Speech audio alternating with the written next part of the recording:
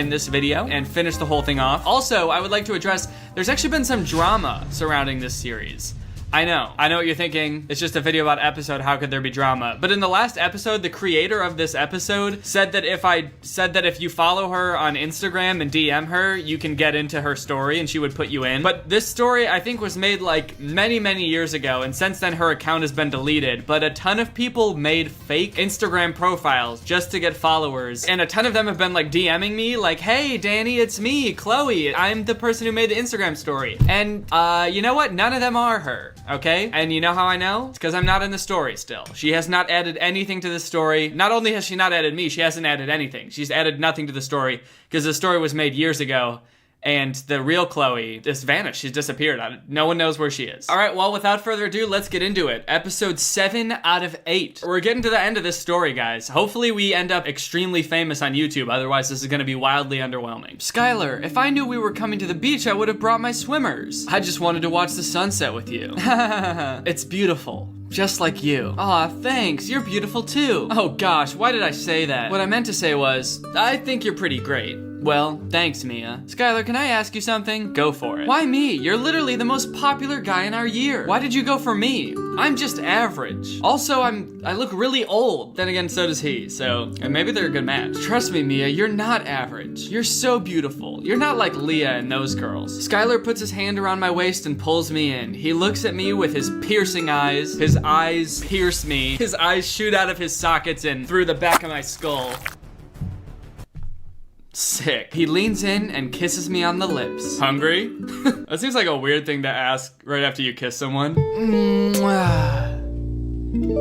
Yo, I'm fucking starving. You want something to eat? Yeah. Well, let's head to our next location, shall we? Did that really just happen? Wow. This is getting pretty romantic, guys. Skylar gave us a big kiss. Now we're at some rooftop restaurant, it looks like. Oh, wow. This is amazing, Skylar. It is pretty great here. Does he come here often? He did seem to know his way around pretty well, the way he walked into frame and stood by the railing. Maybe he comes here often. He knew there was a railing here? Skylar, I need to talk to you about something. Shoot. You know Leah? Yes. What about Leah? She has some sort of dirt she's going to use against me. What type of dirt? I can't tell you, but she's going to tell the whole school if I continue to hang around you. I think I know what the dirt is. What? Your YouTube channel. I think it's great.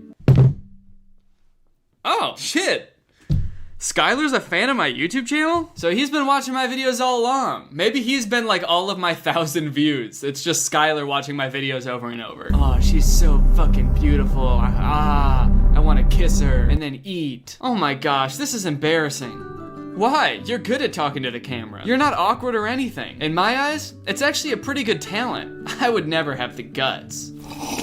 You don't understand how happy I am right now. I feel like this massive weight has just been lifted from me. Oh, Mia, you fucking idiot. Skylar lifts me up playfully and gives me a kiss on the cheek. Aw, damn. I wish I could have seen that happen. Why did it just cut to a table when that happened? I want to see Skylar kiss her. How come it never shows Skylar kissing Mia? I want to see that shit. Oh, and now it cuts back. I thought they were gonna walk over to the table and sit down, and that's why it was like cutting over there, but no, it's just like, and suddenly Mia gets kissed, but you can't see it. That'd be like if I was like, and now I'm just gonna balance 10 bowling balls on my head real quick, and I'm also jumping up and down on one leg and twerking, and now I'm done. Damn, that was crazy. But Skylar, what about when the rest of the school finds out about my channel? Honestly, Mia, at some point you're gonna have to stop being so insecure about being a YouTuber. Either you want to be one or you don't. Like, if you think you're good at making YouTube videos, just make them and no one will care, you know? Don't care what anyone else thinks. You're gonna have to get over that eventually. Who really cares? It's got nothing to do with them. Thank you, Skylar. You know what? Skylar seems like a good guy. He seems like a real ride or die. He's got great advice for Mia. I think he's really good for her. I guess you're right. Buzz, buzz. Oh no, here come the murder hornets. Oh, it's her phone. My mom just messaged me. I better head off. I don't know why she's like holding her phone like this for her mom texting her. Oh, I just got a text from my mom. Let me read it with my ear. She holds it up to her head and a little eyeball comes out of her ear. Wow. She says I'm adopted. Text me? For sure, and you can read it with your eyeball. Let me drive you home. Skylar gives me a kiss on the lips and then drives off. Again, I really wish I could, see some of this action that's happening instead of just looking at Mia's house. I bet they're kissing just right here. If they could just pan the camera over 2 inches, we could just get a look at that, get a look at those smooches. Hey, Mom. Hey, sweetie, how was your date? It was amazing. That's great, hon. Yeah, I'm so tired. I'll see you tomorrow. Wait, Mia. Yes? I realized I haven't really been here for you. Since your dad passed away, I haven't really been 100%. Whoa, did we know that? Was that something they talked about in a previous video? Her dad died? Did that like happen in between these episodes or something? I don't think, maybe I forget it because the last one of these videos I filmed was like 4 months ago, but I don't remember them ever talking about that before. It seems like kind of a weird thing to just spring on us in the second to last episode. I haven't been here for you. I feel like we've lost our bond. It's fine, Mom. I understand. It's been tough on both of us. I just want you to know I'm here for you. If I ever lost you, there would be no point in even living. Mom, it's fine. Trust me. She's like, whoa, okay. Getting like really sad there for some reason. It's fine. Don't do that. You're making it awkward. No, seriously, Mia. If something ever happened to you, I don't know what I'd do. Yeah, okay. I get it, Ma. Chill out, dude. You're making everybody sad. You're not going to lose me. I love you dearly, Mia. I love you too, Mom. It's also great to know that I'm making people happy with the videos I make. I like that when she said that, she got kind of angry and put her finger up like this. It's also kind of nice making people happy. That's one of my favorite things to do. Well, that's great, Mia. Thank you, Mom. It means a lot to me that I have your support in this. You'd better get to bed, sweetie. You have school tomorrow. Ugh. Don't remind me. What will Leah do when she finds out about Skylar and Mia's date? Find out next time on A YouTuber's Reality. I feel like maybe I picked the wrong episode story because one, this is like super old apparently, but also like nothing happens in each episode. They just like went to a restaurant, kissed, went home, kissed, and Mia's mom was like, your dead dad is dead. And I haven't been there for you. I don't know. I didn't really feel like much happened there. It didn't move the story along much. In fact, it presented new plot points, which I don't really know if we can get that much further into if there's only one episode left. Also, I just want to see him kiss. Is that too much to ask? Hey guys, welcome back to A YouTuber's Reality. The episodes are going to start getting longer from now on. Oh no, dude, this is a disaster. This is the last episode of the series and the creator is saying, don't worry guys, trust me, the episodes are gonna start getting a lot longer from now on. I gotta be honest, fam, I don't think they are. Oh no, what happened to this poor girl? Every time she starts an episode, she's like, guys, this one's gonna be longer, I promise, okay? And then at the end of it, she's like, oh guys, I forgot. Oh, please forgive me, I forgot to make it longer. Ugh, I'm so tired. I better get ready. I hate this uniform.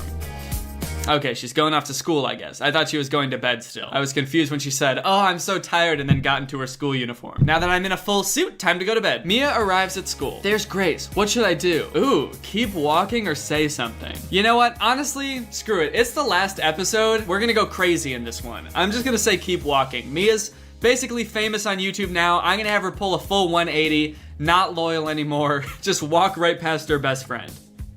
Mia! Guys! Mia! Mia! Yes? I'm honestly so sorry. I don't know what got into me. Okay, the same thing would have happened if I just pressed talk to her. I just like started to walk past her and then we still had the conversation anyway. I think I was just jealous because you've got Skylar, fans, etc. I don't know if I've ever heard anyone say etc. out loud before. That's a funny thing to do when you're speaking out loud. You usually only see it written somewhere. You've got Skylar, fans, ... and so on. I'm sorry too, Grace. I should not have been so caught up in my own stuff. I didn't even ask how you were. It's fine. I'm just glad we're friends again. How did your date go? Well, Mia tells Grace everything that went on during the date. We kissed twice, but you can't see. She also tells her what Leah said to her. Are you serious? Leah threatened you? Jess, it's fine. Skylar knows. And that's all I care about. Wait, Jess? Is this girl's name Jess? I could have sworn her name was Grace just now. Like before when we just saw her. Hasn't it been Grace this entire time or am I crazy? Why is she Jess all of a sudden? That's so weird. This whole series has just like gone off the rails. Every time there's like some new weird thing going on with the person making this, it just does not make any sense. She can't get away with this. Okay, yeah, her name is Grace. Who's Jess? Honestly, maybe Mia's going kind of Hollywood on her. She's like forgetting her own best friend's name. Yeah, whatever, Jess or Frank, whatever your name is. She can't get away with this. There's nothing we can do about it. Oh, really? Meet me in the girls' locker room, second period. Jess, what are you thinking? I don't remember if Mia has ever referred to Grace as Grace before. Maybe Mia doesn't know Grace's name? My freshman year at college, there was a kid that lived on the same dorm floor as me, and he called me Daniel every time he saw me, but I like didn't realize he was calling me Daniel until like I'd already known him for months. So at that point I was like, shit, I can't correct him now. So I just let him call me Daniel forever. I mean, Daniel is my full name, but Like, everybody else called me Danny, and he just called me Daniel, because I was too awkward to correct him. Maybe that's what's going on here, but to a more extreme extent. You'll find out. Ring, ring, ring. Gotta run, meet me. This is not going to end well. What are they gonna do in the girls' locker room? They just, like, meet her in there alone and beat the shit out of her? Hey, babe. Ooh, Skylar looking good in that uniform, dude. Oh, hey, Skylar. Did he just call me babe?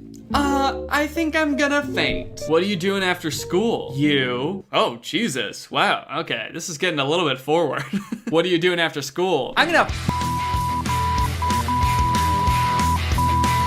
nothing. Come over. I'll see you at lunch. Skylar leans in and gives me a kiss on the cheek. This time they just went to a black screen. They couldn't even figure out something else to show during this part. Just blackness. The creator of this story is like, okay, now cover your eyes, and they're kissing now. And off he goes. I'm confused. Are we dating? All right, period 2, girls' locker rooms. Let's see what's gonna happen. So, why are we here? Grace holds up a bottle of hair remover? What are we gonna do with that? Oh my God. Whatever this is, I don't know if it's worth it, guys. This might be a crime. Grace, this is terrible. Let's do it. Oh no. It's done. Now hurry, let's go. I wonder what they did. Did they put it in the shampoo or something? And if so, how do they know that only Leah is gonna use the shampoo? A few moments later. You honestly did so terrible today. No.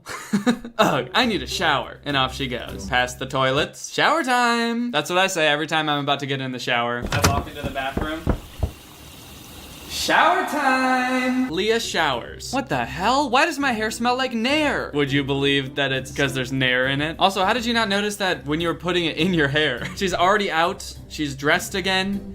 In her same sweaty uniform that she was just in. Oh my God! Who is trying to sabotage me? Okay, now she's changed again. Wait, she's still got her hair. I'm confused. Did it do anything? I thought she was gonna come back in and be bald. Mia! Uh-oh. This is not good. Okay. I do feel like a climax of sorts is coming on, so I'm glad that things are actually happening in this episode. This is probably the best one yet, unless it ends right now. Hey. Hey, babe. There it is again. She looks like mad about it. Why the fuck does he keep calling me that? What does that mean? I'm not a baby, dude. I'm not Babe Ruth. Famous baseball player Babe Ruth. Why does he call me that? Mia! Leah says as she points past Mia. Did you do this? Do what? She still got hair. Leah holds up a bottle of hair remover. No. Mia, did you? Whoa, Skylar. Okay, I take back what I said about this dude being loyal. Leah just accuses her with no evidence, and Skylar's like, wait a minute.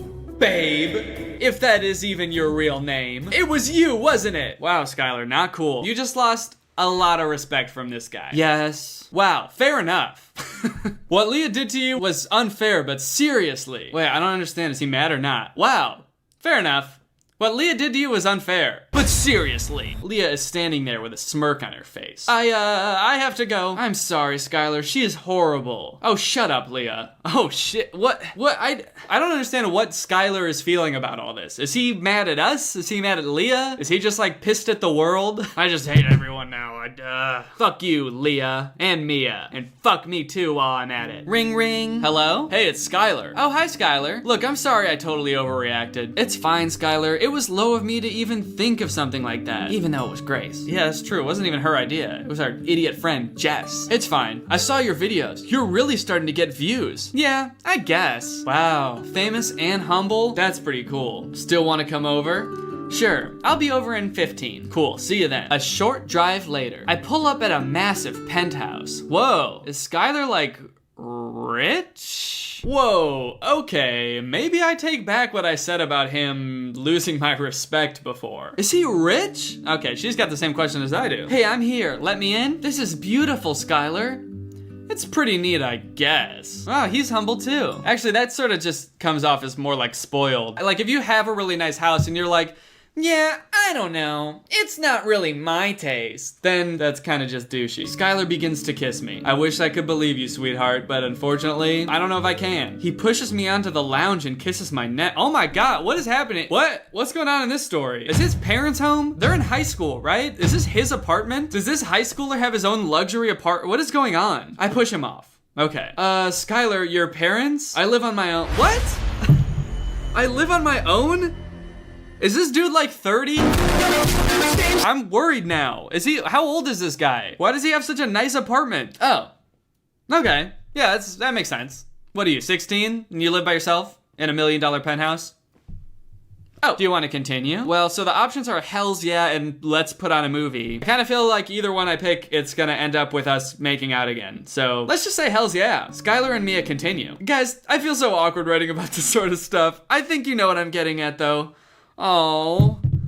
The poor writer of this story, dude. It's so funny. She just keeps writing herself into corners and committing to something and then being like, oh guys, I can't. Every time she's like, these episodes are gonna be longer. Oops, I can't do the thing I said I was gonna do, even though no one asked me to say that. And now she like wrote her way into a romance scene and then was like, oh, but I hate romance. Skylar, I have to ask you something. Okay, they're in a different room now. They made out so hard they ended up in a totally different place. This doesn't even look like the same decor as the other room. Are they in a different house now? Go for it. Are we dating? What will Skylar's response be? Find out next time on AYR. No! Also, guys, please check out my other story, A Camp Affair. You know what? Honestly, Chloe, I don't think I will. You have finished reading all available episodes. Come on, dude. What? Wow. Okay, well, there you have it, guys, a YouTuber's reality. Is it accurate to my reality as a YouTuber? Honestly, yeah. I don't mean to brag, but this is pretty much exactly what I go through as a YouTuber. You know what? Props to Chloe for making such a detailed, in-depth analysis of a YouTuber's reality. Thank you for the beautiful writing, the amazing story, the deep characters that you clearly put a lot of thought into and didn't keep forgetting their names. And yeah, all in all, I had a great time. Let me know if you guys want me to play another episode or something, or maybe a different game. I liked this because it was kind of a series. It was fun to check back in, even though there will only be 3 of these videos, but it was fun. I like doing it. So if you want me to play a different game or another episode story, just let me know down in those comments down below. And guys, now it's time to talk about today's sponsor, Ridge Wallet. Guys, I've been carrying my Ridge Wallet for a while now, and I am, quite frankly, a fan. It's light, it's sleek, it's got a cool industrial look to it. It doesn't fold, and it doesn't bulge awkwardly in your pocket, and it's also designed to fit in your front pocket, not your back pocket. These days, the vast majority of people are still using wallets that were like designed in the 90s with that either like tri-fold design or single fold. It's like a big beefy hunk of leather that you just stick like everything you own in. This is my Ridge Wallet. I've got the Forged Carbon, I believe it's called. It's designed to hold up to 12 cards plus room for cash. As you can see, I've got my cash folded in the back here in this cash strap. These come in over 30 colors. This one is my favorite, but they've got like carbon fiber, titanium, a bunch of cool stuff. They're all very industrial looking. I think they're pretty tight. They're durable, plus they come with a lifetime warranty, which means you could buy one of these things and not have to buy a wallet for the rest of your life. And the Ridge team is actually so confident you'll love it that they'll actually let you test drive one for 45 days and let you send it back for a full refund if you don't completely love it. But don't just take my word for it and don't take their word for it. You can check out their over 30,000 5-star reviews and you can take their word for it. So find out how you can get 10% off today plus free worldwide shipping and returns by going to ridge.com/DannyG. That's ridge.com/DannyG and using my code DannyG. That's ridge.com/DannyG and the link will be in the description. Thank you to Ridge for sponsoring this video. This is legitimately my wallet that I carry around every day. It goes in my front pocket, not my back pocket. I've kind of heard that putting wallets in your back pocket is bad for your posture anyway, so I'm glad that I have a front pocket wallet. So thank you to Ridge for sponsoring this video and thank you to you guys for checking out Ridge. They're a great product, great company, great people. I've never met any of them, but I'm sure they're great. All right, well, bye. Skirt! Yeah, Tesla. Vans. What y'all know about hopping out a $300,000 car? Hop out the whip. How that get? Yeah. Hop out the whip. Ooh, that's my shit. Talk about look at the look in your eyes when I hop out of the Porsche. Hop out the Benz, hop out the Beamer, bitch. I ain't gotta open the doors, and I got a bad little mama. She wanna go for a ride. Joke's on her. I'm only 14 years old. I do not know how to drive. We just be sitting in the car. We just be sitting in the whip. I might hop right out right before I hop back in. I've been working on my squats, I've been working on my sprints. I got a tramp in the garage, I bought brand new kicks so I can hop out the whip, hop back in, hop out the whip, that's my shit, yeah. Hop out the whip, hop back in, hop out the whip, ooh, that's my shit. This whipping is serious. it ain't even funny. These bitches be bugging. I just stay hopping like bunnies. Covered in carrots. What's up, doc? Can you look at my hip? I didn't take care of myself. I think I dislocated it when I hopped in the whip. Doing tricks in the whip. 360 degrees in the flip. Going up to the high dive and diving the shit. Going up in the plane and skydiving in this. And when I land, we're high-fiving, I bet. It did have a roof, but it doesn't no more. I put it away like I'm doing some chores. Now I can hop in and out of the whip till I figure out how to open the doors. Hop out the whip. Hop out the whip. Hop back in. Hop back in. Hop out the whip. Hop out the whip. That's my shit. Yeah. Hop out the whip. Hop out the whip. Hop back in. Yeah, hop back in. Hop out the whip. Yeah. Ooh, that's my shit. Yeah. Can someone please tell me how to open the goddamn doors to this car? Game's over for y'all when I get my license. Learn how to drive.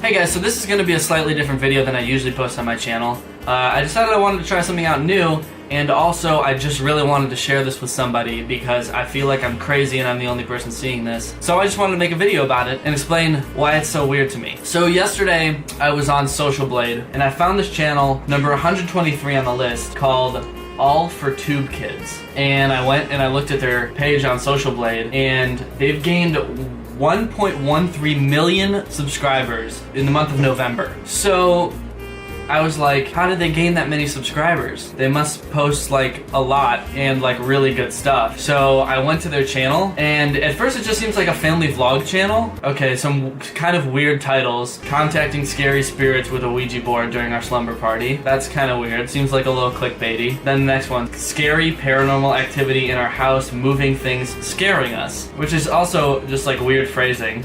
It's just like, it sounds like somebody speaking in broken English. Scary paranormal activity in our house, moving things, scaring us. I don't know. And I just scrolled down some more, and then all of a sudden I started seeing all of these videos with creepy clowns in the thumbnails. Titles like, Scary Killer Clown, Kick Dad in the Face Prank, Fail on Girl. I feel like there's supposed to be more verbs in that sentence or something. It's all just nouns. Scary Killer Clown, kicked, that's one verb. Dad in the face, prank, fail on girl. Do you need more verbs than that? So this channel seemed to like not really be getting that many subscribers any month. And then this past month, they gained 1 million subscribers. I mean, you can see that spike, it's huge. So I wanted to go back to where that started happening and just look to see what started that. And it looks like their first creepy clown video was posted October 22nd. So that's when they started gaining all these subscribers. And since then, literally every video, or almost every video, has a scary killer clown in the title and in the thumbnail. And it's all things like, scary killer clown found in woods, girl scared running. Scary killer clown takes off mask and cleans outside our house. Okay, so it's just like a maid clown? Killer clown breaks into our house and scares us. Scary killer clown stalks our house. Scary killer clown stalks and harasses us, girls. See what I mean about the wording? Scary killer clown stalks and harasses us, girls. That's not something that a girl would,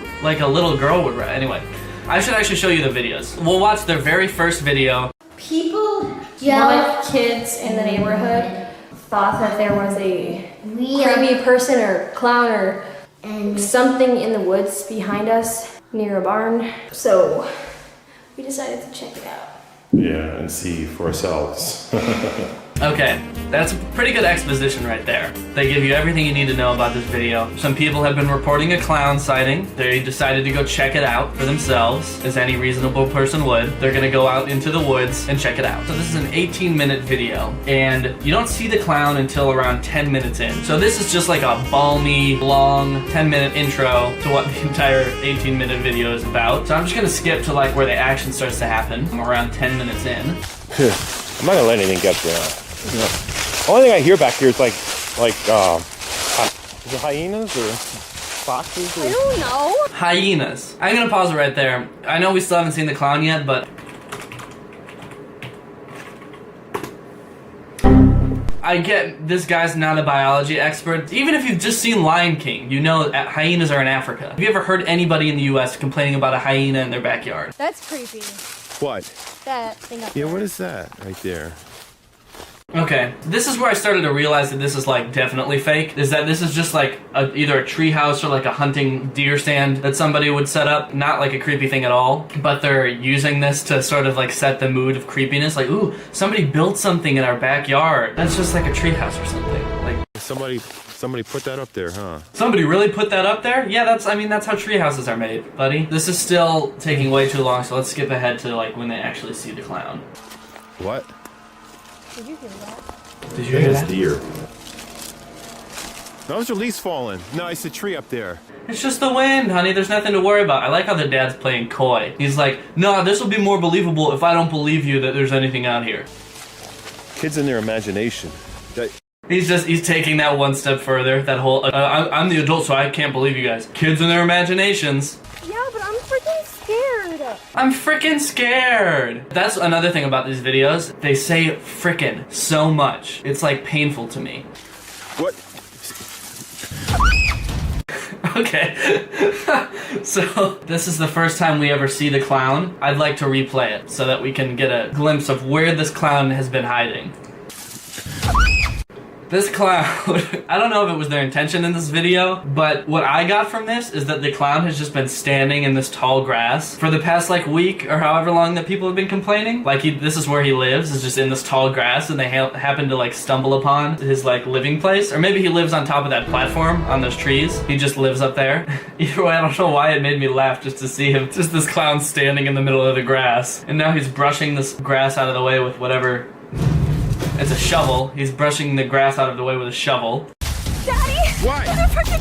There's a freaking clown! There's a freaking clown! There's a freaking clown! Here he comes now, shovel and all. First off, if he does live in the woods, he's got a remarkably clean clown costume. Doesn't look dirty at all. Everything about him looks very clean. I guess kudos to him for that. So now, I think what I'm hearing is the clown laughing. Really, it sounds just like a middle-aged woman laughing. That's the menacing laugh of the clown that lives in your backyard. Ha ha ha ha! What is that? It doesn't even sound convincing. Like, it sounds like a forced middle-aged woman's laugh. It's not like a genuinely menacing, like, crazy person's ah ha ha ha! It's just ha ha! This part's great. It's this intense battle scene between the dad and the clown. Okay, here goes dad. He sort of jukes out the clown. You can see him doing a little juke move there. Meanwhile, the clown is laughing. Okay, so for some reason, the clown's not swinging the shovel. It's just sort of holding it like this, which makes it super easy for the dad to just grab the shovel. And now it's just tug of war, baby. It's, you know, strongest man will win. It's this old dude from Jersey, I guess, from his accent, versus this clown who's just a middle-aged woman in a costume. You know who's gonna win. They tug of war for a little while, and he's able to... Okay, here's the thing, is that the dad doesn't kick the clown at all, doesn't try to shove an elbow at the clown. They're literally just pulling back and forth, yanking, trying to get the shovel out of each other's hand. The clown's not kicking the dad's not kicking the clown. Somebody used their feet. That's how you can tell that this is just like the dad's wife or, I don't know, his girlfriend or something in a clown costume, because he's not kicking her. You have feet for a reason, for kicking clowns. Dad gets the shovel, breaks free. Just keep going. I'll catch up. Don't worry about me. That's the heroic dad factor. Don't worry about me, I'll be fine. I'm making $15,000 at least off this YouTube ad money. I like how they vlogged this entire thing too. They also haven't called the police. They're just walking through the woods. Yeah, the safest thing to do at this point would just be to walk back to our house and act like nothing happened. So that's their plan as of right now, I guess. By the way, this video is 18 minutes long and it contains a lot of just unnecessarily long shots of people walking and breathing heavily. Like, this has just been 20 seconds of... Hold on. I'm out of breath. Come on, it's running! I'm out of breath. I like the music that they put in this. Like, if this happened to your family, this is traumatizing event, this clown comes out of the woods behind your house, it attacks your dad wrestles the shovel away. You know, it's this whole traumatic experience, and you get somehow you catch it all on video. And then you decide, hey, we should upload it to YouTube, and we should put scary, dramatic music behind it. Because that's what you see when you see real tragic events happen, right? Wait. Did you lock the door? Yeah. Alright, now here comes the clown up the hill. You know, for whatever reason, the clown decides not to cut his losses at losing his shovel. Probably some teen punk in the neighborhood just messing with us. It's probably some teen punk in the neighborhood just messing with us. Or it's some middle-aged woman. Teenage punk? I mean, this dude is like, it's just the accumulation of somebody who has watched many horror movies and figured out exactly what all the adults in horror movies say. Oh, kids in their imaginations. Go on without me, I'll be the hero. And then it's just some teen punk in the neighborhood. All things that are said by people in horror movies and not real life. Okay. Go. Is it at least? Now it's inside just pressing its face up against the window like a real bad guy does. When's the last time you saw somebody trying to break into somebody's house and they were just pressed up against the window? It's locked, it's locked, it's locked, is it? It's locked! And clowns can't break through glass. It's a well-known fact, just like vampires can't go out in the sunlight. Clowns can't break glass. Get away from the door, get away from the door!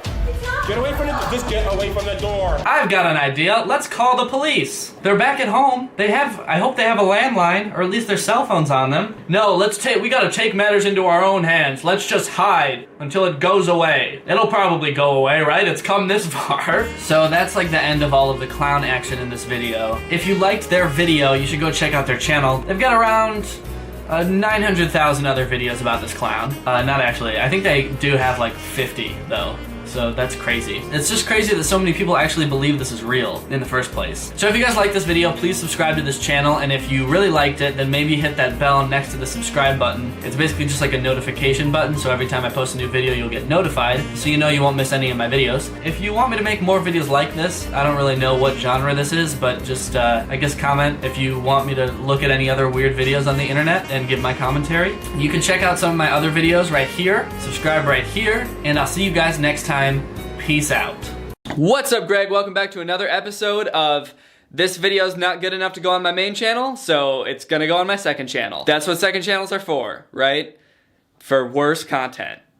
So, I hope you enjoy this worse content. So, I've seen a lot of posts lately about how, like, being a YouTuber is one of the most desirable careers for young people today. I feel like a lot of people want to be a YouTuber, but so few people know what it's really like to be a YouTuber because it's such a new job. A lot of people don't really even know like what being a professional YouTuber looks like. So I thought that I would just make a little bit of a vlog of sorts on how I like come up with video ideas, and then how I go from like an idea to a whole video, how I write out the videos, how I shoot the videos, how I edit the videos, all of that. At least that's my plan as of right now. We'll see how this actually turns out and if this is interesting at all to anybody. So if you've ever been interested in what I do when I'm not filming myself, then here you go. This is me filming myself doing what I do when I don't film myself. Also, thank you to Skillshare for sponsoring this video. Even though I'm gonna be sharing some of my tips and tricks on how I make videos, chances are if you wanna do this professionally, you're probably going to need a lot deeper knowledge. So for more in-depth training on writing comedy or shooting and editing videos and marketing yourself on YouTube and stuff like that, Skillshare has everything that you would ever want. It's an online learning community. One class I've been really enjoying lately is Ryan Booth's DIY Cinematography, Make Your Video Look Like a Movie course. This course has a lot of really great tips and tricks on how to use like your camera settings and lighting to make your videos look a lot better without breaking the bank. So if you want to try out Skillshare, visit the link in my description to get 2 months for free. Okay, so the first thing you have to do when you're gonna start on a video is you have to figure out what the video is gonna be about, right? This is gonna be different for everybody because everybody makes different types of videos. For my videos, I generally know what I do because I have an established style, so it's usually not that hard to find an idea. I just sort of have to find weird shit on the internet to talk about. I think one big misconception about how I make videos is that I just look for videos that are bad and that I don't like, and that like that's the criteria for how I choose a video to make a topic on, or like or ads or whatever to make a topic on. I guess I do look for things that are bad, but it has to be bad for like other reasons than just this person doesn't know how to make a good video, because there's definitely a difference between people like Lele Pons, who has this giant following. She probably makes millions of dollars a year. She has the resources to make like TV quality stuff, but instead she's just like putting out the most like poorly written, ill-conceived ideas that don't make any sense and a lot of times are kind of fucked up. There's a difference between that and someone who is like just picking up a camera for the first time. I don't like making fun of people who are honestly trying their best. I think that's the difference, is that there has to be something besides it's a bad video, because a bad video could be someone honestly trying their best and they haven't practiced enough yet, or they're just not there yet. So I guess that's sort of what I look for, is content that there's like something actually wrong with it, aside from the fact that it's just bad. Another thing is that it has to be funny. Like I have to be able to easily make jokes about it. People have sent me like things that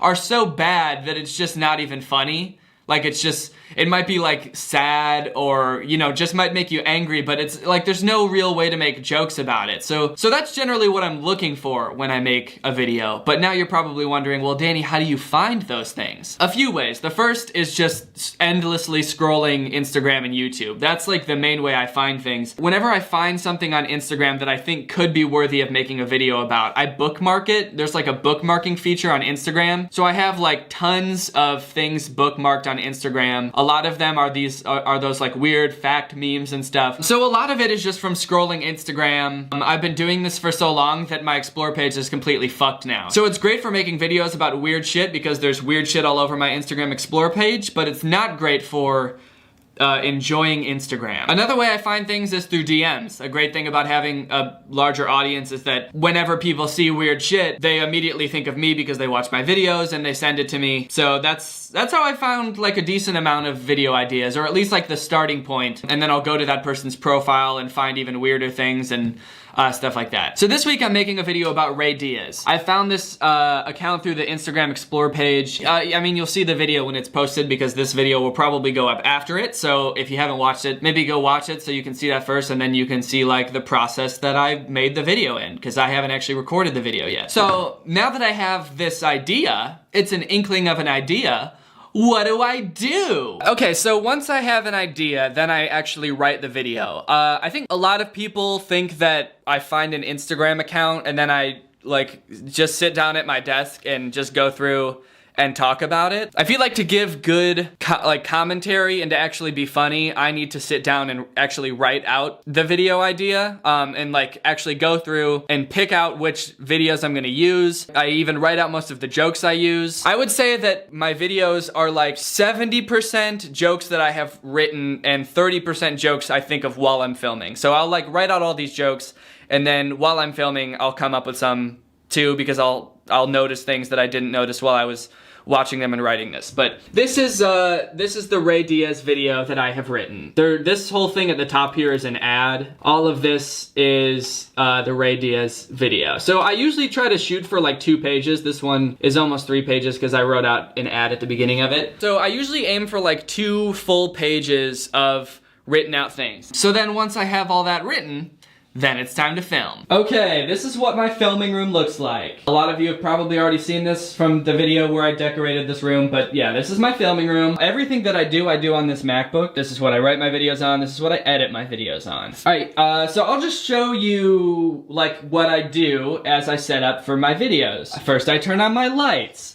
These are LED lights. This one has a softbox thing on it so that it looks better on my face. Now I know what you're thinking, Danny, why do you have a light here when there's literally a window with perfectly good natural light coming out the window? And that's because I'm just extra. I don't know. I don't like how natural light changes. Like if clouds come over, then all of a sudden my video gets dark. So I usually just close these curtains and use this light instead because this will be consistent and that won't. So there's this light, and then you're probably thinking that the background is lit by this light, but you would be wrong. This is gonna sound pretty dumb. I understand that this is probably gonna sound dumb, but I turn off this light and then I turn on this light. This light shines up at the ceiling to simulate what this light does, but I like that light better. Next, I get out my microphone and I put it right here. This is a Blue Yeti microphone. It's probably the most popular YouTube microphone. I think pretty much every YouTuber ever has one. I think I've had this microphone for 6 years. Out of all of the filming equipment that I have and still use,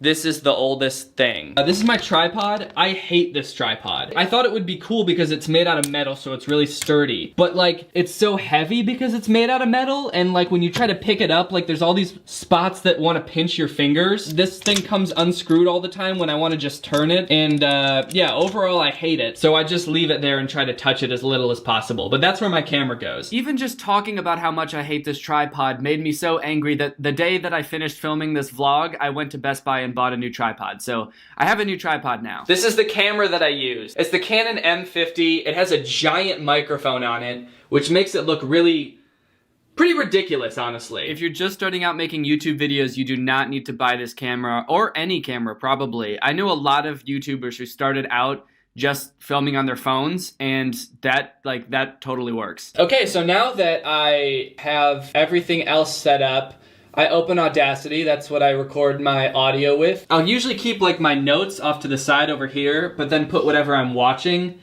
on this screen so that it's more like looking at the camera. Okay, so that's pretty much all I do to get ready to film. Now I'm actually gonna film, so I have to stop vlogging so that I can film my video. All right, gang, I finished filming the video, so now it's time to edit. I will now talk a little bit about how I edit my videos. I use Final Cut Pro to edit my videos, but I'm pretty sure that almost everything I do could be done in iMovie. I just use Final Cut Pro because it helps my ego to use software that has pro in the name. So the first thing I do is I just bring in all of my clips. This video is a total of 3 clips. Well, 3 clips that I filmed, and then I'll bring in all of the videos from Ray Diaz's channel on here in a sec. And then I have the 2 audio clips from recording from that microphone. So the first thing I do is I synchronize all the audio with the video. So I take the first audio clip and the first video clip, and then I click synchronize clips, and I name it something like clip 1. If I put both of these clips into the timeline, you can see that I recorded for a total of 46 minutes. All right, guys, well, I'm wearing a different shirt now, so you know what that means. It's the next day, and I'm done editing. So this is the finished video. It is 16 minutes and 11 seconds long. I have not yet titled this project, but this is the video. Here is the timeline. This is what it looks like when it's all done. So here's like my process when I'm editing a video. When I film the video, I'm basically just like reciting all of the jokes that I have written, and I'm watching the video. I'm coming up with more jokes, but it's a lot of me like saying the same thing over and over and over. I think a lot of like really big YouTubers have editors, but I could never let somebody else watch this video of me just trying to be funny for like an hour, like repeating the same thing over and over until it eventually is funny. What's up, Greg? Welcome back to another episode of What's Up, Greg? I hope you're all having a great day. So it starts off with about 45 minutes of that, and then I cut it down to I think like 14 or 15 minutes. So that's just me cutting out all of the stuff that I'm not gonna use. So it's pretty much just a one long video of me that's cut up. It's all of the blank space is taken out, and all of the takes I'm not gonna use are taken out. That's actually, to me, one of the biggest indicators that somebody's like a beginner YouTuber, is that they don't edit out enough of the blank space between like their lines of dialogue. When you're talking to a camera and you keep having these like awkward pauses between your lines, it totally like slows down the pacing. So I try to cut like as much of that out as possible to make my videos flow as quickly as I can. And then I go through and I do another pass through where I do all the fancy little editing tricks that you see in my videos, and I work on the pacing a lot. I speed things up. I'll show you some stuff that I do. So if you've watched the video, you will probably recognize this part. What a horrible first impression to make on your girlfriend's family, first of all. Her cousin comes to the door and the first thing he says is, "You're black!" Wait. What's going on here? So as you can tell, there's some stuff that I did to the video, like enlarging things, that like moving around trick. That's basically just, I cropped it, and then like as my head moved, I just keyframed the crop to follow my head. Another thing I do that I think helps with the pacing a lot is overlap the audio. So you can see like here between these 2 clips, I detached the audio from this clip, so it's down here, and I just like overlap it slightly. That helps it like flow better, and it almost makes it sound like it's like one natural sentence. You gotta test him. You gotta make sure this guy is good for your cousin. So of course you're gonna make sure. So if it wasn't overlapping like that and I just let it go like that, it would be slightly less quick. You gotta make sure this guy is good for your cousin. So of course you're gonna make... I don't know if you can tell what I mean, but it's sort of like a little bit more awkward when there's all that like space. So I like to do that a lot, like overlap the audio, and it just makes it flow a lot quicker. Most of that stuff is just like what feels right at the time.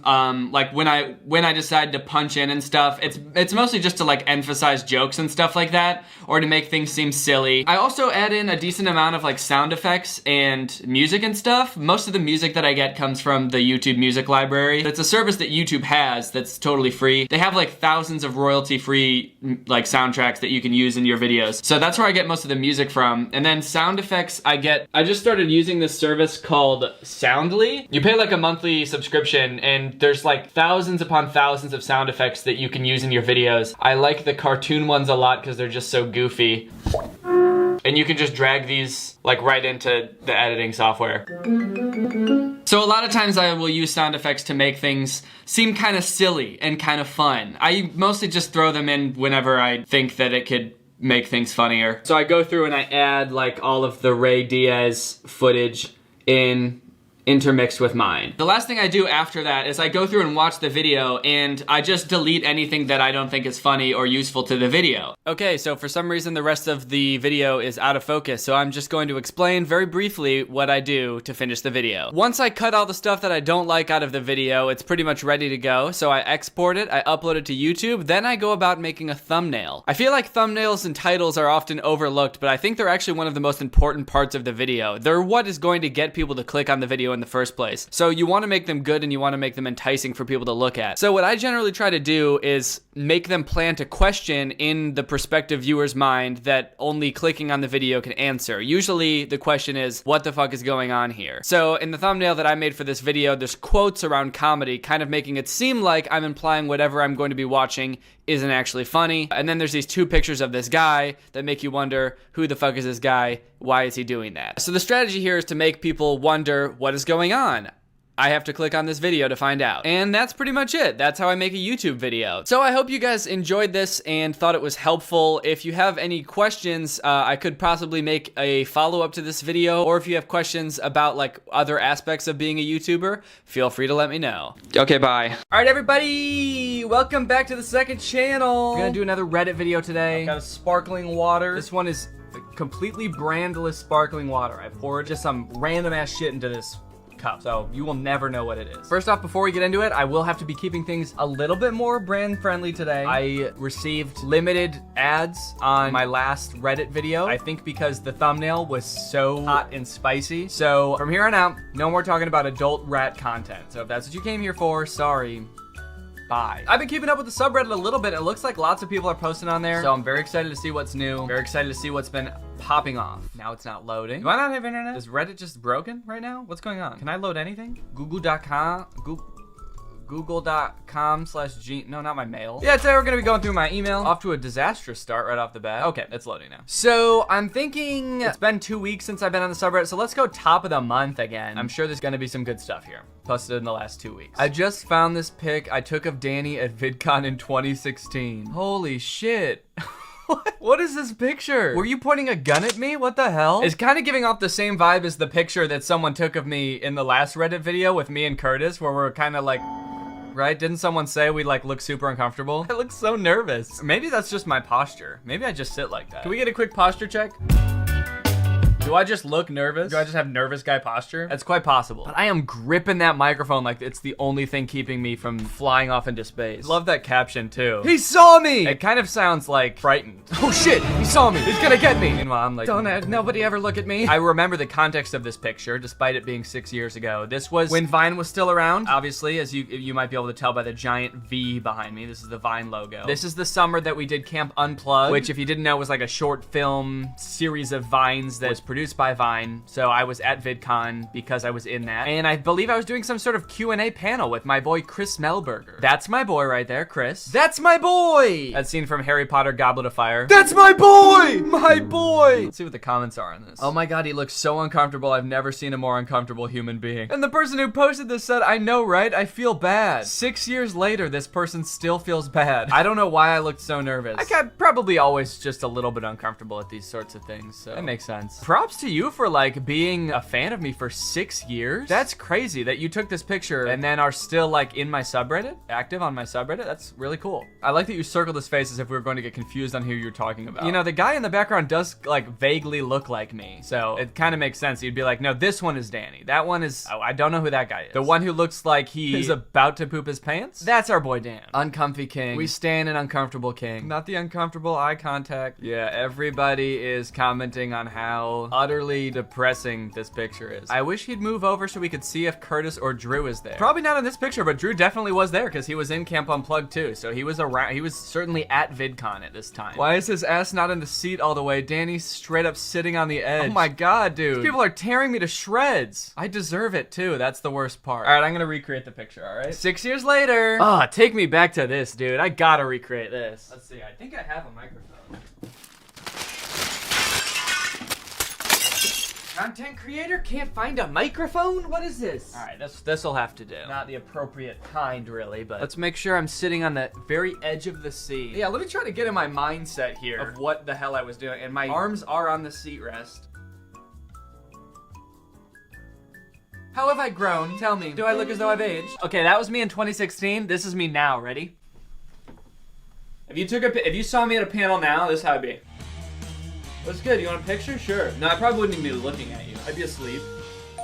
I'm so confident I just fell asleep. Yeah, been there, done that. Boring. I'm so confident I'm just bored all the time. That's a pretty funny picture. I remember actually, this VidCon was one of the first times I realized I have like serious resting bitch face. Good friend Aaron Tuning was there as well for VidCon. He was a Viner too. He was like watching me take pictures with people, and he said like every time I would take a picture with someone, I would like lean over and smile like this, and then the second it was over, I would just be like, yeah, thanks. And I would do that like after every picture. I think he took a video of it too. When he told me that, it pretty much ruined my life. Have you ever seen me out in public and I look like I'm dead inside? It's because that's just how my face is. Please, Danny, react to this. I'm begging you. The pregnancy pact. Okay, this looks to be some sort of classroom. Is this movie about a bunch of teenagers getting pregnant? Because that is actually a very odd topic for a movie. This looks so bad. What is this movie? I gotta find out what this is. The pregnancy pact. Is it really gonna be about teen girls getting pregnant? 28-year-old Sydney Bloom, an alumna of Gloucester High School, publishes a video blog about teen issues. Learning that her old high school has reported 10 to 18 teen pregnancies in the last 8 weeks, Sydney investigates the situation. So it's about a 28-year-old investigating why a bunch of teens have become pregnant. Whoa, okay. I just read a really graphic part of the plot that I could not include in this video because we're not talking about adult content, but I just saw some crazy stuff in there. Yeah, I'll look into this movie. That seems like a really weird plot. Is it just me or does this look like Danny? Yeah, that does look like me. I feel like I've seen this before. Have I talked about this picture before? Does it kind of look like he's making this face? Do I look like the tree? When I saw this on the subreddit, I was with my dad and I showed it to him and he was like, why? Why is your face like that? And come to think of it, I gotta agree with him. Danny Gonzalez, Dan Tree. I don't think it's gonna work, guys. I don't think making a tree pun based off my name is gonna work. Based on these two, can't wait for him to be mildly offended and then agree. Did I do that? Can we get an instant replay? Yeah, that does look like me. Okay, guys, who updated Danny's Wikipedia? So after the last Reddit video, I jokingly asked people to put my personal information in the subreddit, and looks like somebody took it upon themselves to do that. Daniel James Gonzalez, that is my actual middle name, is an American YouTuber, musician, and former Viner. He lives at 460 Vale Way, nautical coordinates being this. Danny's blood type is B-. B negative, I guess. It's not a grade. Danny's blood type gets a B- from me, but if he's willing to put in some extra work outside the classroom, I could bring it up to a solid B+. Length of his head is approximately 14 centimeters. That does not seem correct. How many inches is that? 5 inches?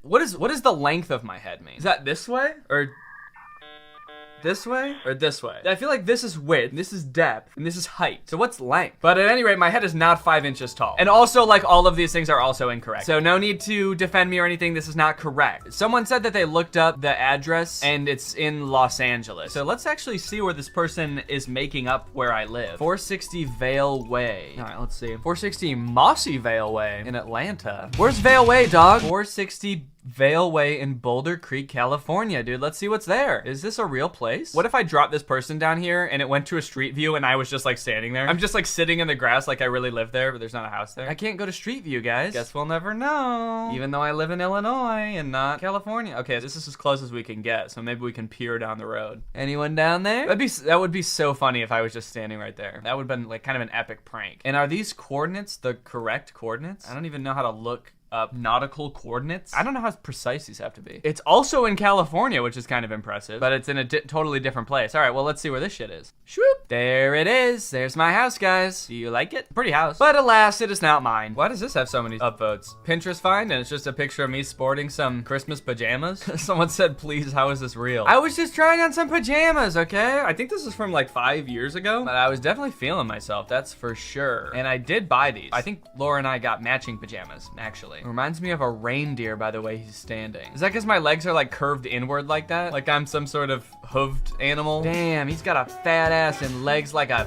antelope. Is this real? Is this real? I swear to God, dude, this is too good to be true. Danny absolutely dripped out in some Christmas pajayjays. Yes, it's real, okay? I was feeling myself. Is this just me or do I look like Danny? You do look like Danny. All right, let's get a side by side.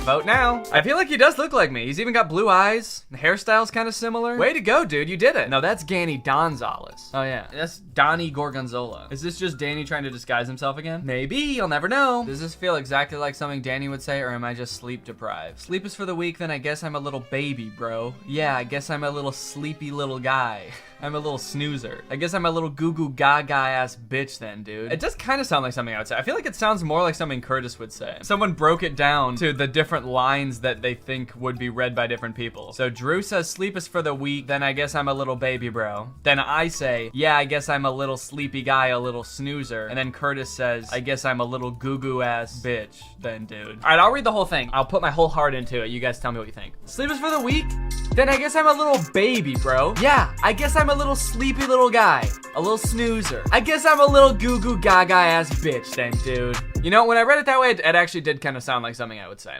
Because I did. I got a Greg beanie for my dad whose name is Greg. Yo, dad check. Dude, he looks awesome. Look at this guy. The first one looks like whoever posted this took it for him, his child. And then the next one, he was at work the next day and he's like, still wearing the beanie. He's proud of it now. Dripping the hell out. Is he a doctor? Dr. Greg. I guess it's not that impressive that his name is Greg because everybody who watches my videos name is Greg. But it's nice to see a dad fan. I don't get dad fans often. And I'm assuming that's you in the background? Is this you? Or is this you? Or is this both the same person? Is this a current photo? Are you 3 years old? Nice, dude. I usually don't get 3-year-old fans and their dad being fans. That's awesome. Danny on Reddit, Nutcracker posts. That's funny. Yeah, I mean, it's cool and all. I'm glad when people look at Nutcrackers, they think of me. Because, I'm sort of attention hacking like that. I sort of love being on the tip of people's minds. But I kind of just like that Nutcracker. Other Nutcrackers don't really do it for me. Pretty much just that one. And that's not even a Nutcracker. He's a toy soldier decoration. His name is Little Nutcracker Guy. If you put a nut in that guy, he's not gonna crack it, I'll tell you what.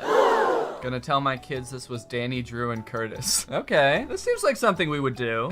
Actually, I think we have a picture that's pretty similar to this. I don't know if I'll be able to find it. Sheesh. Oh, I don't know if I have it on my phone. Where would that be? I think it's with Chris Melberger, actually. Let's see if I can find this shit. Come on. There is a picture of us standing like that somewhere. Like literally with our arms out like that. I can picture where we took this picture. I can picture the picture. All right, well, it's official. I can't find it. So, sorry. Who do you think is who? I wonder if people are debating it in the comments, but I think there's a pretty clear answer here. This is me. This is Curtis, and that's Drew. I think we can all agree. Even though you can barely see this, but I feel like this guy actually kind of looks like me. If anyone's got Curtis's hair, it's this guy. This guy's hair kind of looks like Drew's. Deadass thought the middle was Curtis. Okay, let's see if my ranking is correct. Here's shown from left to right, Drew, Curtis, Danny. Nope, incorrect. This person agrees. The right is Drew. I was gonna say left to right, Danny, Curtis, Drew. That is correct. Why does the one on the left actually look like Danny though? Yeah, that's what I'm saying. But Danny was 3 feet tall as a kid. Yeah, that's true. I was really small as a kid. I wouldn't have been able to get up there. My friends would have had to hoist me up. Dude, this is kind of sick. Minecraft fan art? Okay, I asked for fan art in the subreddit. Thank you for delivering. Here we go. Look at that. Dude, that's sick. That's really good. It looks just like my Minecraft character. We got some redstone in the background. We got some lapis lazuli. I don't know why I've got a wooden shovel though. That's kind of messed up. Couldn't give your boy some dimey? Yeah, I want to see if there's more fan art in here. Give me some fan art. That's actually really cool. Wow. It's like all, I was gonna say it's all fucked up, but I mean it in a good way. Like weird, but really cool. Wow, that's awesome. This is really fucked up. No, it's cool. Someone said very charming. I would agree with that. Very charming. Me trapped in Danny's basement, people having fun. It's kind of fucked up. You should not have Wi-Fi down there, and you definitely shouldn't have a phone. How the hell did you post this? And how are your hands free? Dude, my guy in the basement's been practicing his shroom kidnapping life hacks. That's awesome. Danny needs to dress himself up as the Nutcracker with the face paint and stuff, and then edit himself into the corner to see if we notice. To see if you'll notice? Is there a chance that no one would notice? If instead of that back there, it was me? A full-sized real person? What if he has already been doing this? I have not! You would notice, I swear to God, if there was a real person back there, you would definitely notice. Okay, that's some nice fan art as well. We got some memes, we got some fan art. That's what I'm talking about. We got some personal information. I'd say that subreddit doesn't really get much better than this, guys. I redesigned Danny's office. Huh. You put my little U2s there. My U2s actually is in the background. It's right there. So now he's there twice, you idiot. No, yeah, I don't know if I really vibe with the style. It kind of looks like a little kid's room, which I do think is the aesthetic that I did go for in the last Office, so I understand why you feel this way. But no, I don't know. I need to get some new shit in here. It's getting a little bit boring. That little cubby thing I've had for like 6 years, and I got it in our apartment in California. And then it's sort of just been like floating around in miscellaneous places and various places, and I kind of feel like I want to get like actual nice looking furniture in here. I don't want it to be too cool though, because then it'll be too distracting. And then no one will look at me during my videos if my office is too cool looking. Some YouTubers have their studios look a little bit too professional, I feel like, too, where they've got like LED lighting all over the place and it's all super sleek looking, and it's like, I feel like that makes it look like I'm taking myself a little too seriously. And if I'm gonna film second channel videos in here where I'm getting goofy and wacky, then it can't look too over the top serious. I just want it to look nice. Next subreddit challenge, somebody redesign my office in a cool style that you think fits me. Because I don't know what style fits me, dude. Another screenshot from a video. Very nice, guys. Good work. You did it. Anyone know where I can find a similar lamp? Dude, just wait for me to get my office redesigned. You can have this one. I'm about to kick that shit to the curb once I get a cool new office. No, it's from Target. I'm pretty sure, yeah. I'm almost positive that I got it from Target. Let's see if anyone in the comments guessed it. I think it's this one from Target. Yeah, let's see. Dude. It is. So if you want to get it, we can be lamp buddies for a limited time. Sleepy time peanut. I'm not gonna lie, when I saw this in the subreddit a couple days ago, I literally almost cried. Yeah, that's really sweet, dude. That's so cute. Thank you for that. I want to print this shit out and put it in a frame, honestly. Hang it up in my house. She's so cute. Look at her. Chubby little dog. Did Danny get highlights? I've seen some discourse about my gray hairs lately. It's kind of interesting. Yeah, I think he has gray hairs. Yeah, they are. They're just gray hairs, man. It's kind of interesting that people have just started noticing it now, because I've actually had gray hairs in my head for a while. It's just, I guess, it hasn't gotten noticeable until now. But my dad has always had just like a streak, like this much hair right here was white. He has like brown, almost black hair, and he just had a streak of white hair right here for like his whole life. So I guess I just have a little bit of that genetics, because it kind of is like just in one streak, and then I've got some little peppering all around my hair kind of. But isn't he like 27? I'm 26 and I have a few gray hairs, LMAO. It happens, sadly. Although to be frank, it looks great on Danny. Yo, thank you. I'm not really self-conscious about it, honestly. I think it looks kind of cool. Sheesh, Danny is getting gray hairs and he's not even 30 yet. Yeah, Buster, and it's because of you. It's all your fault. You guys make me watch these shitty ass videos and these bad movies, and the stress is slowly turning me into an old man. Actually, not slowly. It's quickly turning me into an old man. I Googled oldest man in the world. This is about to be me in a year. If I keep this up at the rate I'm going, burning the candle at both ends, man, this is how I'm gonna be. And you better believe I'm gonna look damn good doing it. No, Danny is aging? It is weird though, because I do have, you know, people say I have a young face. It is weird that like that's the first sign of like me looking my age is having white hair. But honestly, I'd fuck with it. If the only way that I show age is by having like totally white hair, that would be sick. Okay, that's enough top of the month. Let's see what's hot right now. Okay, this is a post from a different subreddit, but it has me in it. I had a dream that Danny Gonzalez completely disappeared for a month, and then he posted this photo on Twitter with no explanation. Later, it turned out to be a clue in a giant cicada 3301 like internet ARG. Okay, I don't know what the last half of that means, but I am curious about this dream. So I disappeared for a month and then posted this. Please find me. Follow the cat. That's such an ominous thing to post after being missing for a month. That's so fucking funny. What is this subreddit? Thomas the Plank Engine? Memes from your dreams. Oh, okay. So it's all about weird shit people saw in their dreams. One weird thing that I feel like I have never seen people mention before about being an influencer is that sometimes people like tag me in tweets being like, you were in my dream last night. It's super weird to think that like people that I don't know are having dreams about me, because it's normal for like your friend to be like, hey, you were in my dream last night, but for like someone that I've never met before to be dreaming about me, it's like, dude, why are you so obsessed with me, man? Just so mean. Get a life, buddy. Quit thinking about me. I'm living in your head rent-free while you sleep. And funny thing is, I was actually incepting your brain.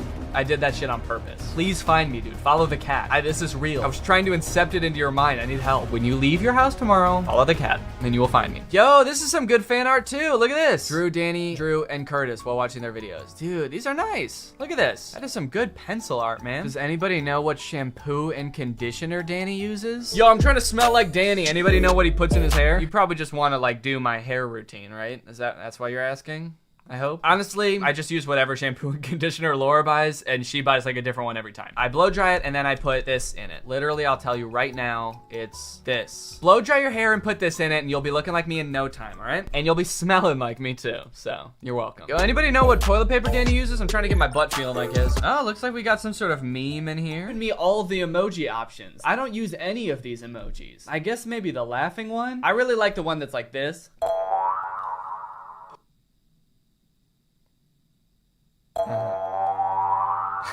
Oh, Jesus. Yeah, I sure hope you do. I carved your face into it. It's a good meme. Carved your face into it, a way to put it. Yeah, that is terrifying. Does anybody know what shampoo Danny uses in his hair? I think that's pretty much it. That seemed like a good crop there of Reddit content, so thank you guys for submitting to the subreddit. Blah, blah, blah, dude. Does this guy ever shut up? Can this guy just shut up for 1 second? I swear to God, this guy needs to shut up for 1 second so I can talk about our sponsor, HelloFresh, America's #1 meal kit. Before I started using HelloFresh, like every year, I feel like my New Year's resolution was like, I want to stop eating out so much. I want to stop like scrambling every night trying to figure out what I want to eat for dinner and going and driving there and getting it. It would be so much easier if I could just cook at home. Your boy is also often too lazy to go to the grocery store. So that's why HelloFresh is actually the best. HelloFresh will send you 3 meals with pre-portioned ingredients. All you have to do is do a little bit of prep, throw it in the oven or on the stove, and you've got a delicious home-cooked meal right in front of you. They've got a variety of recipes to choose from, and each week you get to choose what recipes they send you. So you never feel like you're eating like the same thing over and over. If you're a person like me that only knows how to cook like 2 dishes, you don't gotta worry because they're gonna send you a variety of stuff. I've loved pretty much everything they've ever sent me, so it gets 2 thumbs up from this guy. Also, if you're trying to set a New Year's resolution around the amount of calories you take in, they've got calorie smart meals, and they also have carb smart meals if you're watching your carbs. One of my favorite things about HelloFresh is they send you pre-portioned ingredients. So that means they're not sending you a ton of food that you're not going to use and you end up wasting. Which, along with the fact that HelloFresh's packaging material is recycled content, makes HelloFresh a very sustainable option. So if this sounds good to you and you want to get some delicious, scrumptious meals from HelloFresh, then head on over to HelloFresh.com and use my promo code 2Danny2Furious16 for up to 16 free meals and 3 surprise gifts. I don't even know what those are, but they sound awesome, so head on over there, use the code. Thanks to HelloFresh for sponsoring this video, and thank you to you guys for checking out HelloFresh. Bye. What's up, Greg, and welcome back to another episode of POV, which stands for Pigs on Video. Now, I'm sure a lot of you by now are aware of the POV trend on TikTok, where someone on TikTok will act out a scene and you as the audience are a character in that scene. Some of you may also be aware of the extremely creepy niche within that trend of like daddy POVs. I was originally gonna make a video about those, but then I started to realize that they're too creepy to make fun of, and it wouldn't even be funny, it would just be weird. And also, by the time I went to go look for them, most of them have been deleted. I guess because the people who made them realized, hey, that's pretty gross. We should probably stop. But I found this dude named Garrett on TikTok. His username is Goverbo. And he had previously made a lot of these daddy TikToks, but he has since deleted them. And I thought it would be kind of interesting to go through his other TikToks that aren't the daddy ones, since he's deleted pretty much all of those. I wanted to see what kind of other TikToks he makes. And it turns out they're pretty much all POVs, and they are all very odd. For those of you who don't know what POVs are, I'll give you a simple one first. This one's called POV, which stands for point of view. You're staying the night at your friend's house when her brother accidentally walks in on you. Pretty much everyone's fantasy, I think we can agree. You're staying at a friend's house, there's a knock on the door, and their brother comes in, and he like eyes you up and down. I think deep down we'd all like our friends' brothers to undress us with their eyes. Just sounds kind of fun. But I would say that them being that innocent is pretty rare with old Goverbo. For example, this one is called Your Boyfriend Snuck Into Your House After You Ignored Him All Day. A pretty reasonable response, honestly. Let's check it out.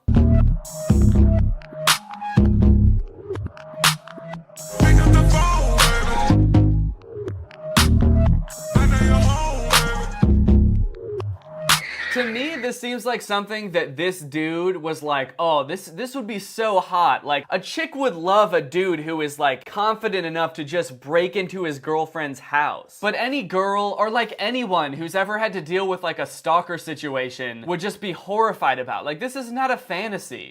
I want me a boyfriend who's not really so much of a boyfriend, but more of a stalker, because I don't really know him, and he keeps texting me. I don't even know how he got my number. But after a day of me not responding, if he could like break into my house. That would be awesome. Preferably while I'm like taking a shower or some shit. Do you think that he would actually do this? If she's not responding to you all day, like you probably did something wrong, right? Like she's not just ignoring you for no reason, or maybe she's busy, maybe she just wants some space, but you're just like, nah, fuck that. I'm gonna break into her house. And when she finds me, I'm gonna say, pick up the phone, baby. So yeah, kind of like romanticizing a creepy stalker relationship. Not great. Definitely not good, but it gets worse. So let's check it out. POV, you ran away from your kidnapper, but his men found you.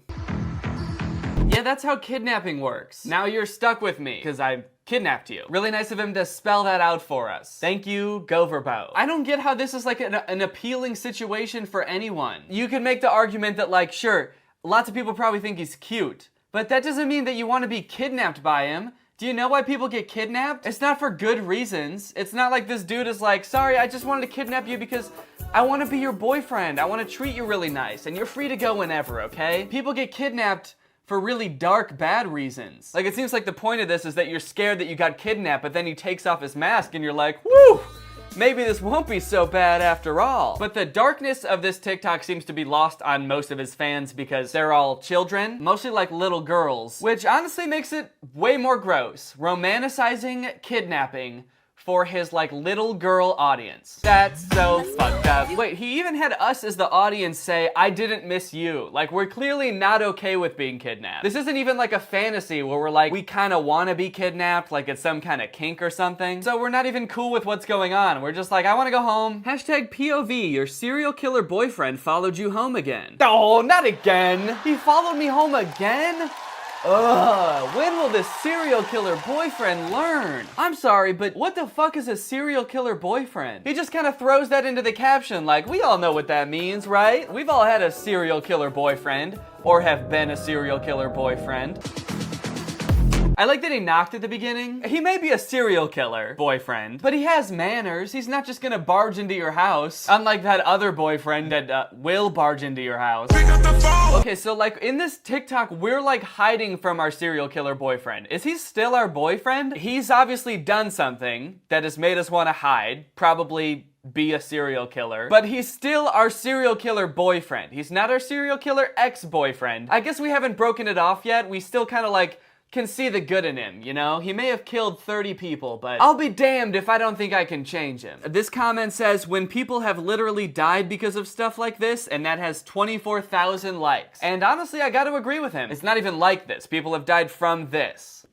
Serial killer boyfriends. Hashtag POV, your boyfriend tries to abuse you in front of... What does this even mean? I don't understand the premise of this TikTok. So my boyfriend is trying to hit me or something, but then we're saved, and not by the gang leader, but the gang leader's son. First off, are we in a gang? Did our serial killer boyfriend initiate us into a gang without us knowing? This is the first I've heard of it. There have been no other TikToks so far about us being in a gang. So you just have to accept right off the bat, you're in a gang. I really love that it's not the gang leader that's saving us. Like, that would be almost like this, I could understand that being kind of like a hot, powerful position, you know, he's in charge, but instead it's the gang leader's son. I just picture like this 12-year-old dweeby kid, like, listen here, Buster, you don't want to tussle with me. My daddy runs this gang and he's strong as hell. Nothing hotter than a man with a powerful dad. POV, I have no real money or influence, but my dad runs a gang. Hashtag POV, you threatened the new mafia boss's son. Okay, so I guess this is another one. Oh shit, what a badass, dude.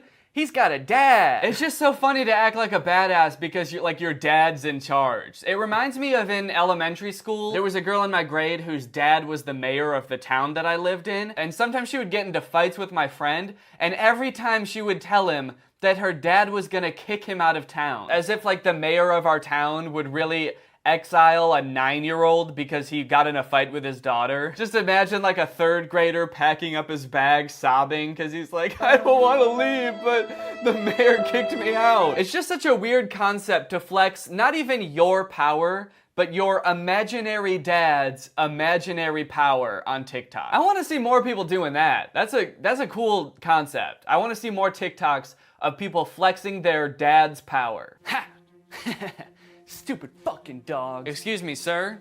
You can't just come in here to scare the dogs. Do you know who I am? Yeah, you're Jeff Bezos' son. You said that like 18 times.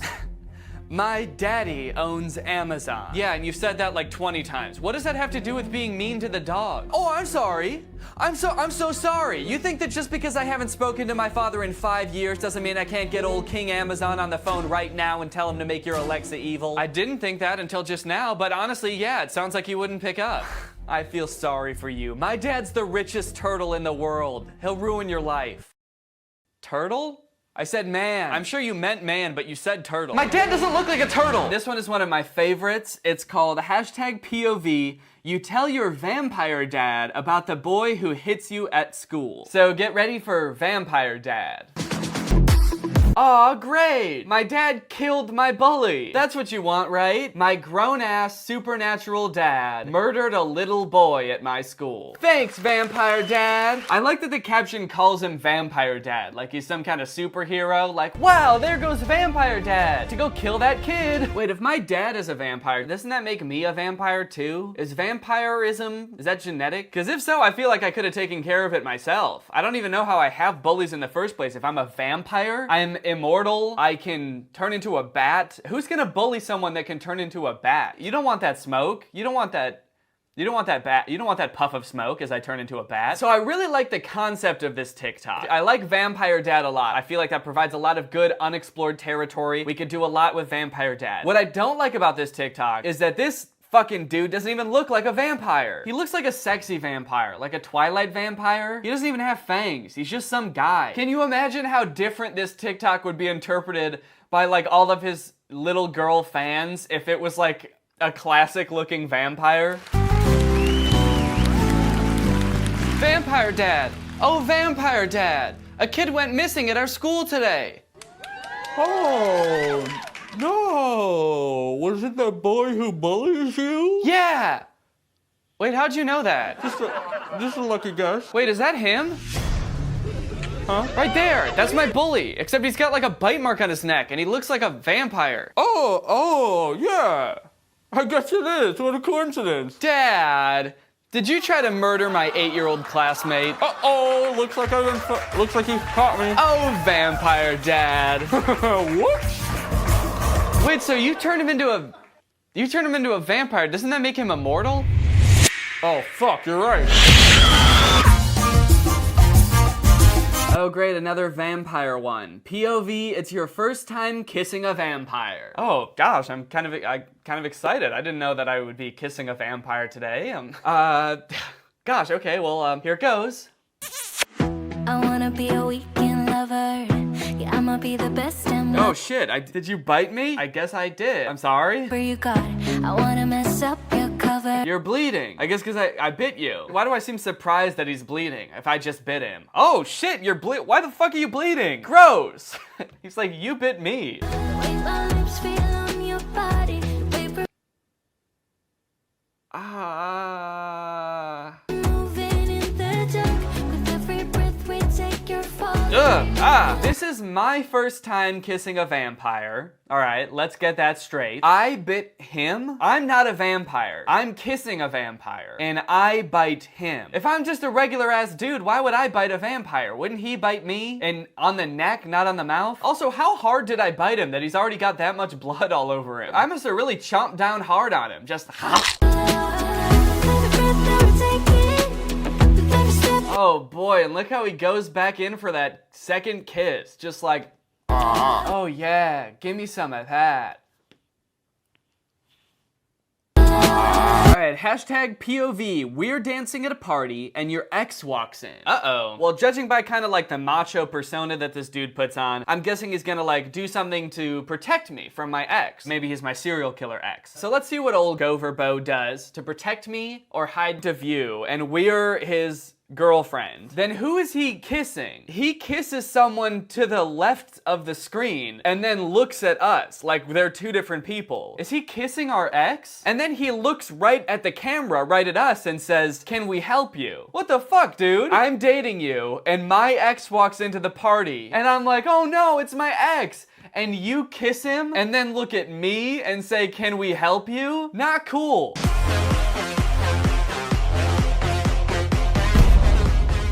Oh shit. Serial killer babe, my ex is here. Don't worry, sweetheart. I got this. Thanks. Hey, fuckface. Oh, what's up? Babe? Hello? I'm right here. Hey, can you shut up? I'm trying to smooch your ex. Yeah, seriously, you think we give a shit about you? Get out of here. I'm trying to get some serial killer action. Yeah, go home. Oh my God, you're the worst serial killer boyfriend ever. That's not what your serial killer ex thinks. He's right. That's it. That's it. We're serial killer done. Oh, please, you think you're gonna serial killer break up with me? Well, you can't, because I'm serial killer breaking up with you. Wait until my vampire dad hears about this. You're right. All right, well, honestly, that is enough of that. This dude's TikToks creep me out. The moral of the story is, please stop romanticizing abusive relationships, kidnapping, serial killers, and fuck it, vampires. Stop romanticizing those too. They're blood-sucking monsters. They're not hot. But with that being said, now it's time to talk about our sponsor, ExpressVPN. This video is sponsored by ExpressVPN. You guys know how much I love ExpressVPN. I use it pretty much every day. I've got ExpressVPN on my laptop, on my desktop computer, on my phone, and it's not just for one reason either. I use ExpressVPN for a lot of different things. What ExpressVPN does is basically it encrypts all your data to make it so that like hackers or your internet service provider or online advertisers can't snoop on your data and see what you're up to. So they can, for example, target you with really specific ads. So I use that a lot on my phone and my laptop when I'm out and about. If I go to a coffee shop or like a patio somewhere to get work done and I'm on a public Wi-Fi, I definitely use ExpressVPN for stuff like that. But I'll also use it if I'm watching YouTube and I come across a video that's blocked in the US. There have actually been occasions where one of my videos will get blocked in certain countries, and so people in those countries can actually use ExpressVPN, switch their server location to a country where the video is not blocked, and then they can watch the video. It is pretty handy if you ask me. So that's the power of VPNs, but let me tell you why ExpressVPN is the best VPN. It even rhymes. Express is the best. ExpressVPN has the fastest speeds. I've seen this time and time again. I've even speed tested it on my own computer. They've got 24/7 customer support, so if you need anything, they're there for you. And if you're still on the fence, ExpressVPN has been consistently rated the #1 VPN by sources like TechRadar, The Verge, CNET, Comparitech, and more. So if you want to check out ExpressVPN and find out how you can get 3 months for free, then click the link in the description below. That's expressvpn.com/Danny Gonzalez. That's expressvpn.com/Danny Gonzalez. Click that link, find out how you can get 3 months for free. Thank you to ExpressVPN for sponsoring this video, and thank you to you guys for checking out ExpressVPN. Again, this is something that I use every day. It's a great product, great service, great people.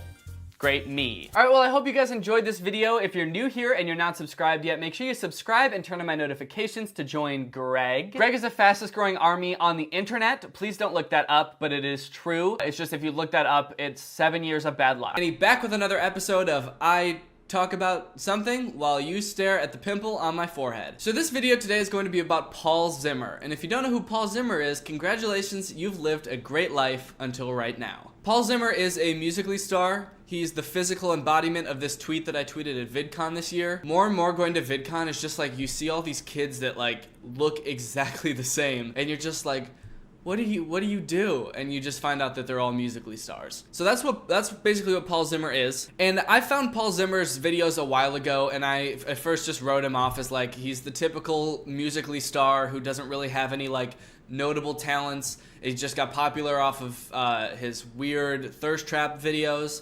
and that's just all he does. But recently I found his Instagram and then his YouTube channel, and it got weirder. At first I just thought he was like this typical like fuckboy, but he's so much weirder than that. So today I just want to show you all of Paul Zimmer's weird stuff. So we're gonna start off with Musical.ly. This is Paul Zimmer's bread and butter, if you will, is his Musical.ly account. If you don't know what Musical.ly is, you know how people get mad when their favorite singers get caught lip-syncing at live concerts, lip-syncing their own songs. Musical.ly is like that, except people do it on purpose and get millions of followers. So on Musical.ly, Paul Zimmer has like 2 genres of videos. The first one are his thirst trap videos, where he like shows off his abs for his 12-year-old fans, and he like blows kisses at the camera and does this pose a lot. So as your first introduction to Paul Zimmer, let's watch one of his musically. So here is a Paul Zimmer musically, right? Great, here's another. I wanna hear you sing it, but don't stress your mind. We coming home tonight. Okay, so this is a good example of a Paul Zimmer musically because it's got him kind of just staring at the camera. The lighting is like super Instagram model lighting. One of the hallmarks of a Paul Zimmer musically is that his hashtags have absolutely nothing to do with the video. So his hashtags in this are hashtag Russia, hashtag Poland, hashtag France, hashtag Muser. And the caption is, I love you, heart. Check out my new picture on Instagram. So that's like a pretty typical Paul Zimmer musically. They get a little bit more creepy. Like, yeah, like this one where he shows off his abs and then just stares blankly into the camera. Oh my god. Okay, so watch this musically. Then you smiled over your shoulder. For a minute I was stone cold sober. I pulled you closer to my chest. Then you asked me to stay over. I said I already told you. I think that you should get some. The caption of that musically is smile, and then a smile emoji, 2 hearts, Instagram, Paul Zimmer, hashtag Black History Month. That's his big Black History Month message. Then you smiled over your shoulder. For a minute I was stone cold sober. So yeah, Paul Zimmer makes these weird thirst trap videos, but Paul Zimmer has another genre of musicallys where he just does parkour at a playground. He just jumps off of things and spins around and in slow motion. A really weird 2 things to do. He's like thirst traps and then also like, I'm gonna cartwheel off a table, because that's quirky. Now I have to admit I was a little bit hesitant about making this video at first because I was like, okay, Paul Zimmer's obviously like this high school kid or maybe like, 14 or 15 years old. He's just having fun in a really weird way. And I don't want to make fun of kids. Like what kind of person would I have to be to like, just constantly be profiting off of mocking kids? But then I found out he was 22, and I was like, oh, perfect. Talk about having a young face, am I right? This dude is old enough to have graduated college, and his career is flexing his abs for like 12-year-old girls. Now, this isn't even the worst part. This isn't even really why I'm making the video. This is just an introduction to Paul Zimmer. So now you're probably thinking, well, so what? This guy makes bad musicallys. So does everybody else that makes musicallys. Show me something new, Danny. Also, you should start going to the gym, and those are both good points. So like most musically stars, Paul Zimmer has ventured to greater things. A lot of musically stars are releasing music, starring in TV shows. Paul Zimmer has moved on to more prestigious platforms as well, such as Instagram comedy videos. And boy, are they terrible. I've made videos about bad Instagram comedy videos before, but I don't think I've ever seen such a poor understanding of what it takes to even make like a joke. So this is Paul Zimmer's Instagram page. He has 1 million followers on Instagram, and most of his pictures are just him, looking into the camera with that dead look that he always has. But occasionally, when the stars align, he posts an Instagram comedy video. And I'm gonna show you one of those now. Sorry, my vocal cords gave out at the thought of watching one. But let's watch this one. It's called When You Accidentally Fart in Public. Yeah, no, for breakfast I just had some beans. Seriously? That's the entire video. Yeah, that is the joke is when you fart in public, he's walking, he farts in public, and someone says, seriously? And that's the punchline. That is the end of that joke. I just wonder if he thinks that that's funny, or if he's like, my fans are such idiots that they're going to think this is funny. Actually, I want to look at the comments on this video to see if people like actually did like it. I laughed so hard. At what, though? What did you laugh at? This is funny because some of his fans are actually acknowledging how bad this video is. I'm not gonna lie, I hated this. Here's another one of his Instagram videos. It's called How Girls Take Selfies versus Guys.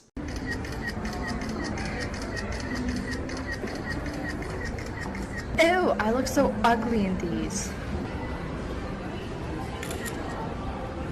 Perfect. Okay, this one's actually very telling. I don't think that he meant it to come across this way, but this is like not really how girls take selfies versus boys take selfies. It's how everyone else takes selfies versus how Paul Zimmer takes selfies. Everybody else has to be like, oh God, I can't get a good selfie. I'll always be ugly. But Paul Zimmer's like, hey,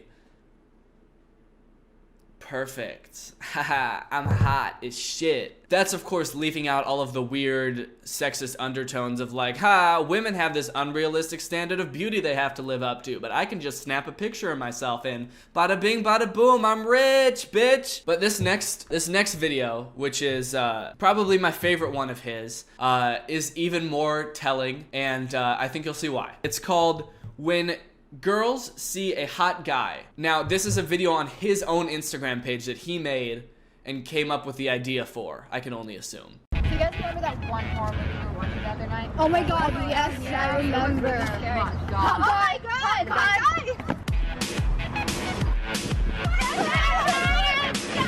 Yep, that's right. He was the hot guy. He made a video called When Girls See a Hot Guy, and he was the hot guy.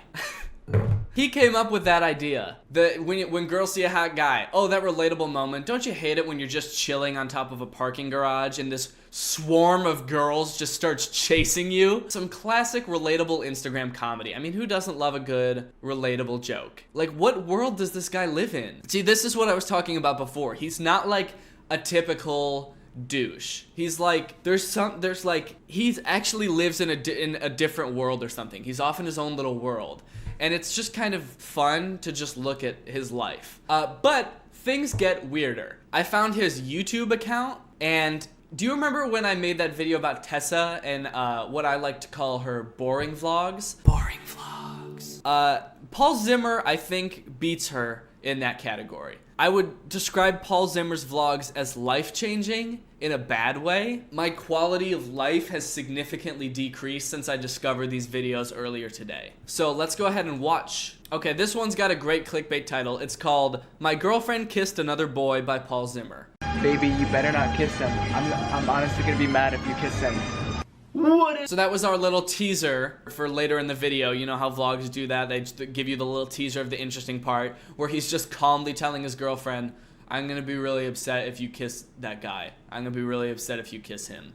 Baby, you better not kiss him. If that doesn't make you want to watch the video, then you're normal, actually. Then that's the correct response. What is up, guys? It is Paul Zimmer back again with another new video, and I'm actually really sad. I'm really sad because yesterday was Christmas. I had an amazing Christmas, but it means that I have to wait a whole entire year for another Christmas. I like how he's got this weird combination of like a little bit camera shy and nervous mixed with like trying to act like this like cool douchey guy. So he just comes off as like really confused. He's sort of like, haha guys, what's going on? I had a really great Christmas, but now I'm kind of sad. But anyways, guys, go ahead and comment down below, how was your Christmas? Also, what did you guys get for Christmas? And actually, right now, guys, I want to show you a couple things that I got for Christmas. They're super, super fun to use, so yeah. For those of you guys who don't know, Jamie is obsessed with Disney, so I literally got her bam, a bunch of Disney characters. They're super, super cool. Jamie wants me to show you how small they are. Look. I'm already bored out of my mind. Boring vlogs. We're a minute into the vlog, and I'm gonna tear my eyes out. He has no, like, camera presence. He has, it's weird hearing his voice also because of all of his Musical.lys. He's completely silent. Also, he doesn't say anything in his Instagram videos either, which I just realized. He doesn't, oh no, he does. In all 3 of the Instagram videos I showed you, he says one word, and it's perfect, and he's describing himself. Perfect. It's just weird to hear him talk for such a long period of time in this video, because I've never actually heard him speak before. So Jamie got me this super, super dope keychain. I mean... necklace. It's because you've also given me a keychain that kind of looks like it. Today we're actually gonna go out and get a different chain. Cannot think of what that is called. We're gonna get a different chain for the necklace today. I'm struggling so hard to like grasp what his personality is. I don't know. Is he really just that dumb? He couldn't think of the word necklace and chain? I think he's just really camera shy and that's what it is. I'm gonna give him the benefit of the doubt and say he's just nervous because he's not used to filming his life. But it's so weird. Okay, for those of you guys who don't know, I am super obsessed with like little tabletop sports. So Jamie got me this sick bowling thing. Hold up, I'll show you guys. Okay, so I basically have it all set up, guys. So here we go. Literally, I just have to position this guy right here, and I just have to press this button. I really hope I get all the pins down. So here we go. 3, 2, 1. I think the weirdest thing about this video and all of Paul Zimmer's stuff is that Paul Zimmer seems to be entertained by the weirdest stuff. Actually, just anything. Anything is entertaining to Paul Zimmer. He's like, my girlfriend knows that I love small tabletop sports. Like he's a 60-year-old man. I feel like I'm bashing on this guy, and I'm not really trying to. At first, when I saw his videos, I was like, all right, I don't like this guy because he's just like, you know, lip syncing and pulling up his shirt. But now I'm just kind of like, there's like this childlike wonder about him that I just don't understand. I'm confused and intrigued and amazed. And I also don't like him. I'll be honest, he's pretty weird. Okay guys, I gotta show you one of the funniest things ever. Here we go. It's a normal stuffed animal, right? Until... What the fuck? He just described that stuffed animal that dances as the funniest thing ever. Like he's never seen a Christmas decoration that dances and plays music before? Dashing through the snow. He's like, I'm telling you, he's so easily amused, it's so strange. Like, I would describe this as a boring vlog, but to him it's probably like, wow, I did so much today. I picked up my camera, and I walked around my house, and I showed everybody my Christmas presents. Man, I need to take it easy tomorrow because I did a lot today. Baby, you better not kiss him. I'm honestly gonna be mad if you kiss him. Okay, so now they're at the store trying to find a stuffed animal, and here is where the action happens, because you remember from the beginning of the video when he was like, don't kiss him, so now we get to finally figure out who she's gonna kiss. Don't do it. You just kissed another boy.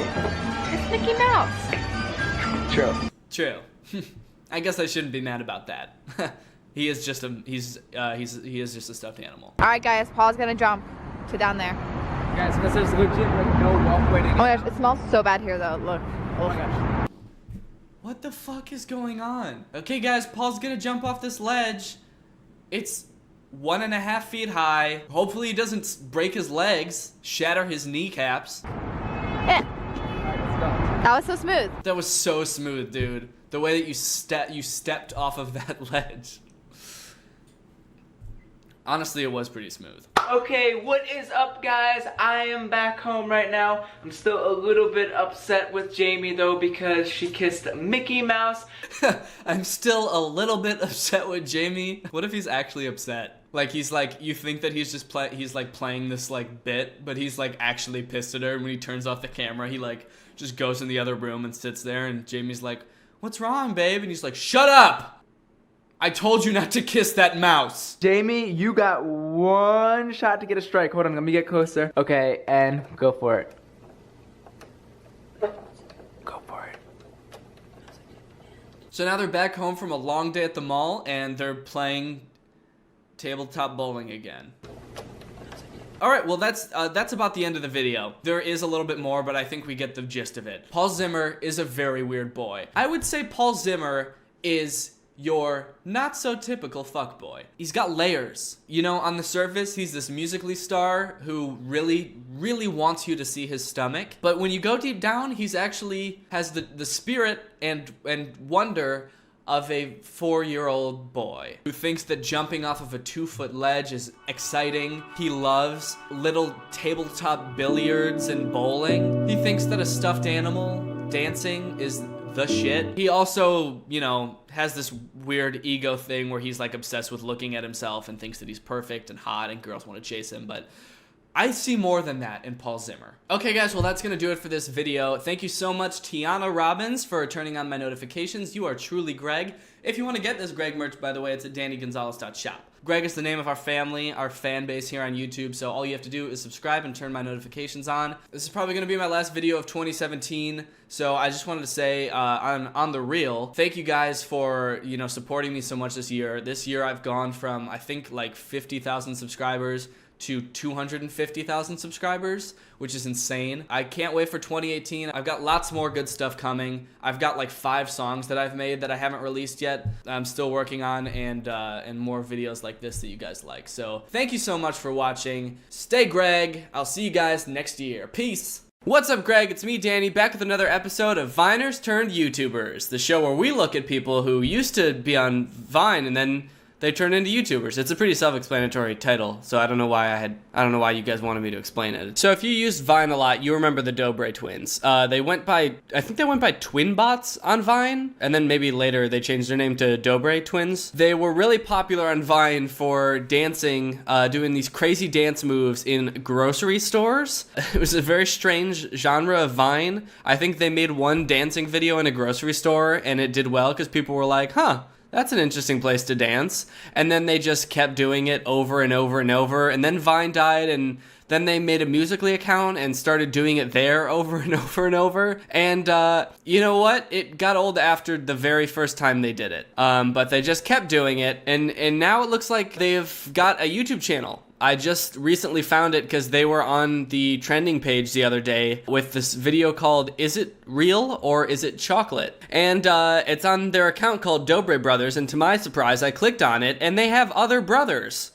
It's not just them. There's 2 other guys here, and they're not twins, so I don't know where these guys came from. But I had like almost completely forgotten about them until I saw this video of them. Now, after watching some of their videos, the Dobre twins or the Dobre brothers, I should say, seem to be the epitome of knowing the formula that gets you views on YouTube and executing that formula perfectly on paper, but in reality, they just have like no personality, almost to the point where it seems like they don't really want to be on camera most of the time. Like they're not excited about anything. They just sort of are there because they're making money, and they really could take it or leave it as far as like being an entertainer goes or making people laugh or even being interesting whatsoever. They're just sort of phoning it in on that aspect of being a YouTuber, but the money and views they definitely like. So this is the video, Is It Real or Is It Chocolate? They basically just have these tools in front of them. Well, first actually they started off with this ad read that's very, very half-assed. What's up, Dobre Army? Dobre Brothers back here for another vlog. Today we're gonna do something really fun and interesting, but before we get started, you know a video is gonna be fun and interesting when the person starts off the video by saying, this video is going to be fun and interesting. You can trust these guys. Look at how fun and interesting they look. But before we get started, I have some really cool news for you guys. Let's do it. There's this app that pays you virtual tokens just for the fact that you are living.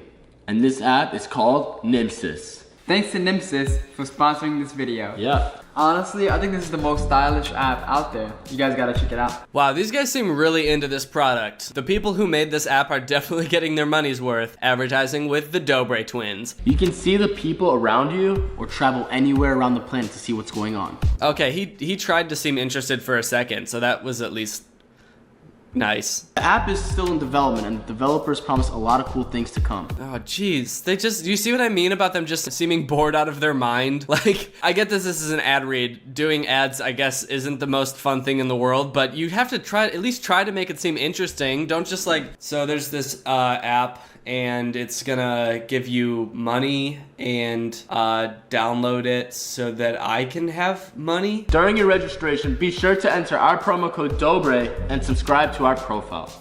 You will get bonus NIMS from us, about 1,440 of them, and we'll get bonus NIMS from you as well. Yeah, give me those bonus NIMS.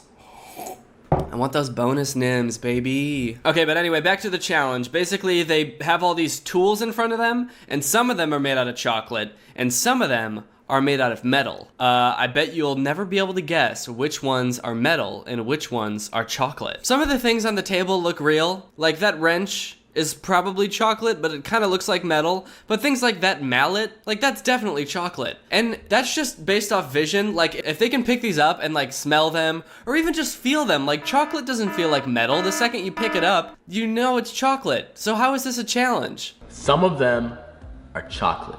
That's right, chocolate. You can eat it, smell it, taste it, and hear it, I guess if you bang your head. So that's the point. It's all a game. Look at the first one. Get a zoom up on this. Like, let me get a zoom is on that that. chocolate or real? No, this is definitely real, bro. It's All right, twisting. That's definitely real because it's twisting, and chocolate can't twist. That's one of the many properties of chocolate. It's a scientific property of chocolate. It does not twist. Are you ready? One bite. It's chocolate. Oh! That's good. Yeah, that's actually real. What the heck? How is this chocolate? Alright. So anyway, do you see how bored they look by this challenge? It's almost kind of insulting because it's like, I feel like I'm making them do this and they don't want to do it. Like, I feel like as the viewer, they're like, all right, we're just doing this for you guys because you're gonna find this entertaining, but I don't really give a shit about this. So anyway, we're just gonna half-ass this and make it seem like it's your fault that we're doing this. So I looked at their channel a little bit and I found this video, Scary Clowns Stole My Twin Brother. They uploaded this yesterday, and this totally shows off the Dobre brothers' spirit when making a video. The total, like, I just don't care. I just want to hit the formula to making a YouTube video, and at the actual execution of it, I literally could not give a shit. It's called Scary Clowns Stole My Twin Brother. I think the right word's kidnapped? I don't know. Stealing a person just sounds weird, but whatever. These scary clown videos have been around for a long time, and they're all fake. I've done a video about a different one before, but this one is funny because they really didn't even try to make it seem real. So I legitimately can't tell if this is like a sketch or not, but it's all framed as if it's a vlog. So I feel like their fans are supposed to believe this, and it seems like a lot of them do.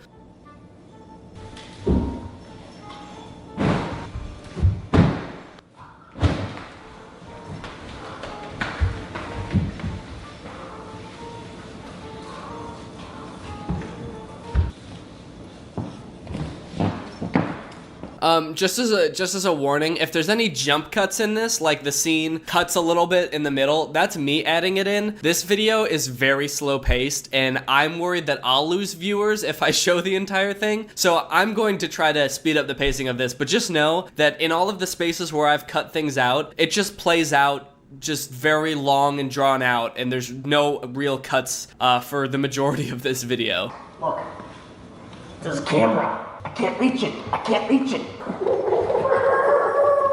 Oh, you need to reach that. I'm not tall enough. Enough time. Is the camera on? Okay, so these three clowns, they break into the Dobre house through the window, and then they come over, there's someone sleeping on this beanbag, and then they find this camera, and it seems like it's a security camera that's recording at night, or at least you think it's a security camera until they look at it and they're like, hey, it's a camera, and then they pick it up and take it down and start filming each other with it. So I guess it's not a security camera, it's just a regular ass camera that was filming their friend sleeping on a beanbag and that window for some reason.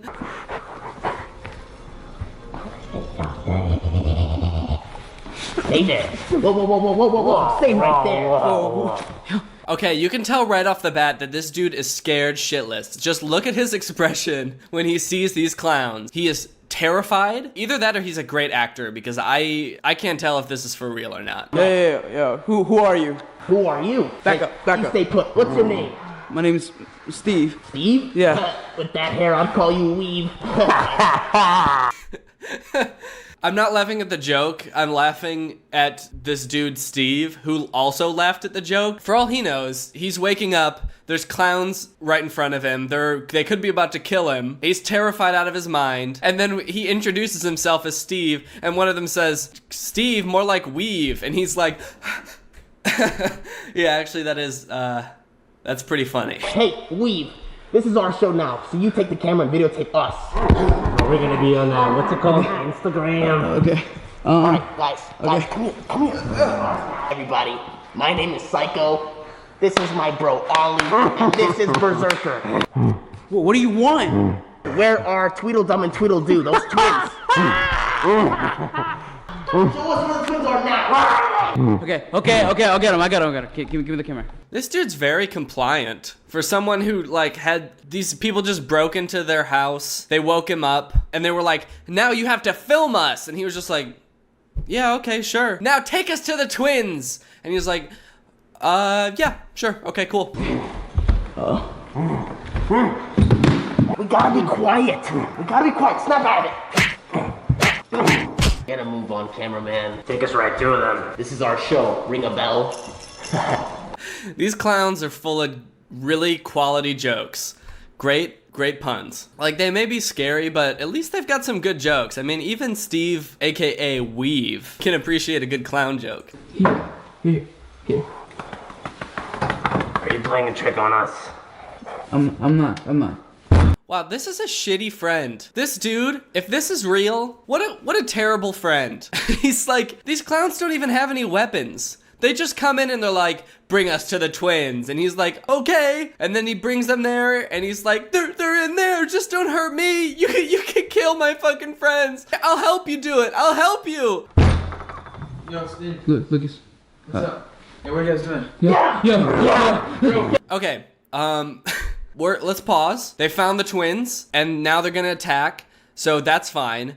What were they doing in here? Like, one of them's asleep in the bed with his shirt off. The other one is coming back to bed from the bathroom with his shirt off. What's going on in here? Do they share a bedroom and a bed? There's only one bed in here. I'm just so confused about what the scenario is. I don't know.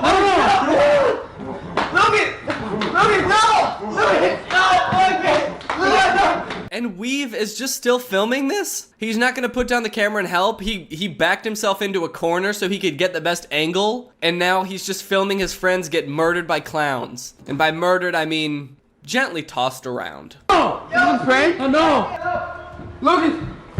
Back up. This is a prank? No, I'm not joking. Lucas, what's going on? I don't know. Is this a prank? Okay, I'm not gonna lie, I actually did think that this was fake at first, but after seeing those punches, I mean, there's just no way that this is fake. After seeing those punches, I mean, he wouldn't take punches like that for a fake video. Alright, well, I guess this is real. Stay back. Back up. Listen on your nose as the clowns of the world. Hold up. I don't know, okay? Hold up. They just came in, I was sleeping, I don't know what happened. Yo! What was that? What was the motivation for that? He was like, okay, they left with my brother, now what do we do? I don't know, let me go over here and flip the light switches a few times, and let's just stand in our house until something else happens. Yo, he's in the tractor!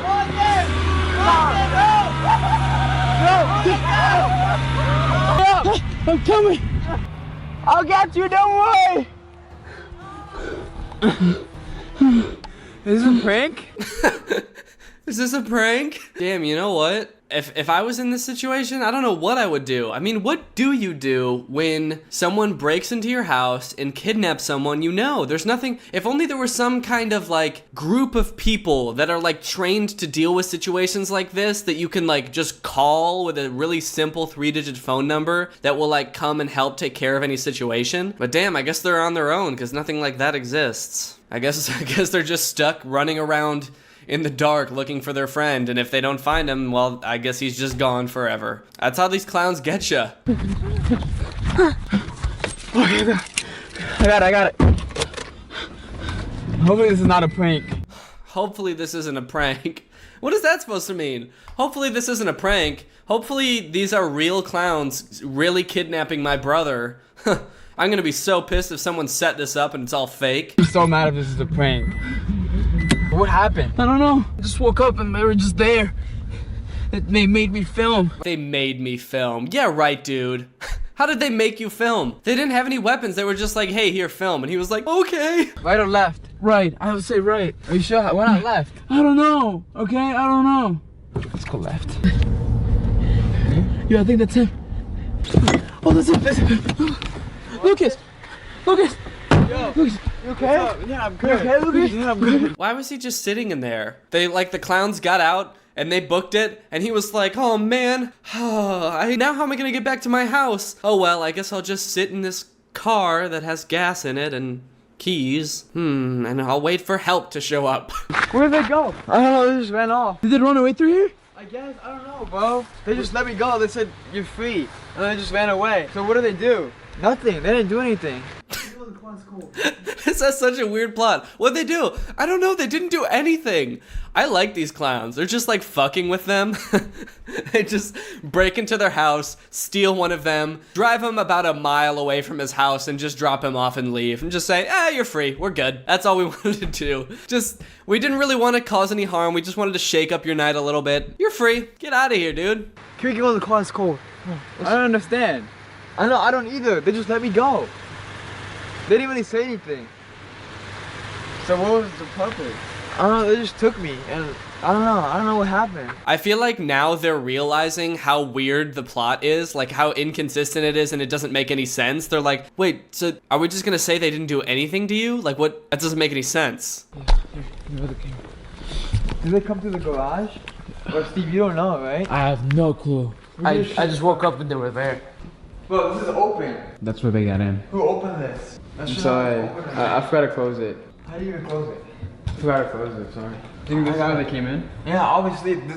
Like, I don't know. Where else would they come in from? I'm just so confused. Like, were they're acting right now like they could not even imagine a world where someone broke in through that window or broke into their house at all. But then why was the camera that they're holding right now recording the window at the beginning? This is the same camera. It was just sitting there recording. There's so many plot holes. This whole video is a plot hole. It's so strange. Like they didn't put any thought into it going into it. They were like, let's just make a scary clown video because that's what gets views and we're smart. Anyways, this has been a look at where Viners turned YouTubers have gone. You know, a lot of people say that when Viners started going to YouTube to make content, that YouTube somehow got worse, or like the Viners took over YouTube, and YouTubers in general seem to apply a negative connotation to that. And I think in some cases that's true, like Logan Paul or Jake Paul. This, I don't really have much of a negative attitude towards because I just think that this is hilarious. But I think that a lot of YouTubers in general just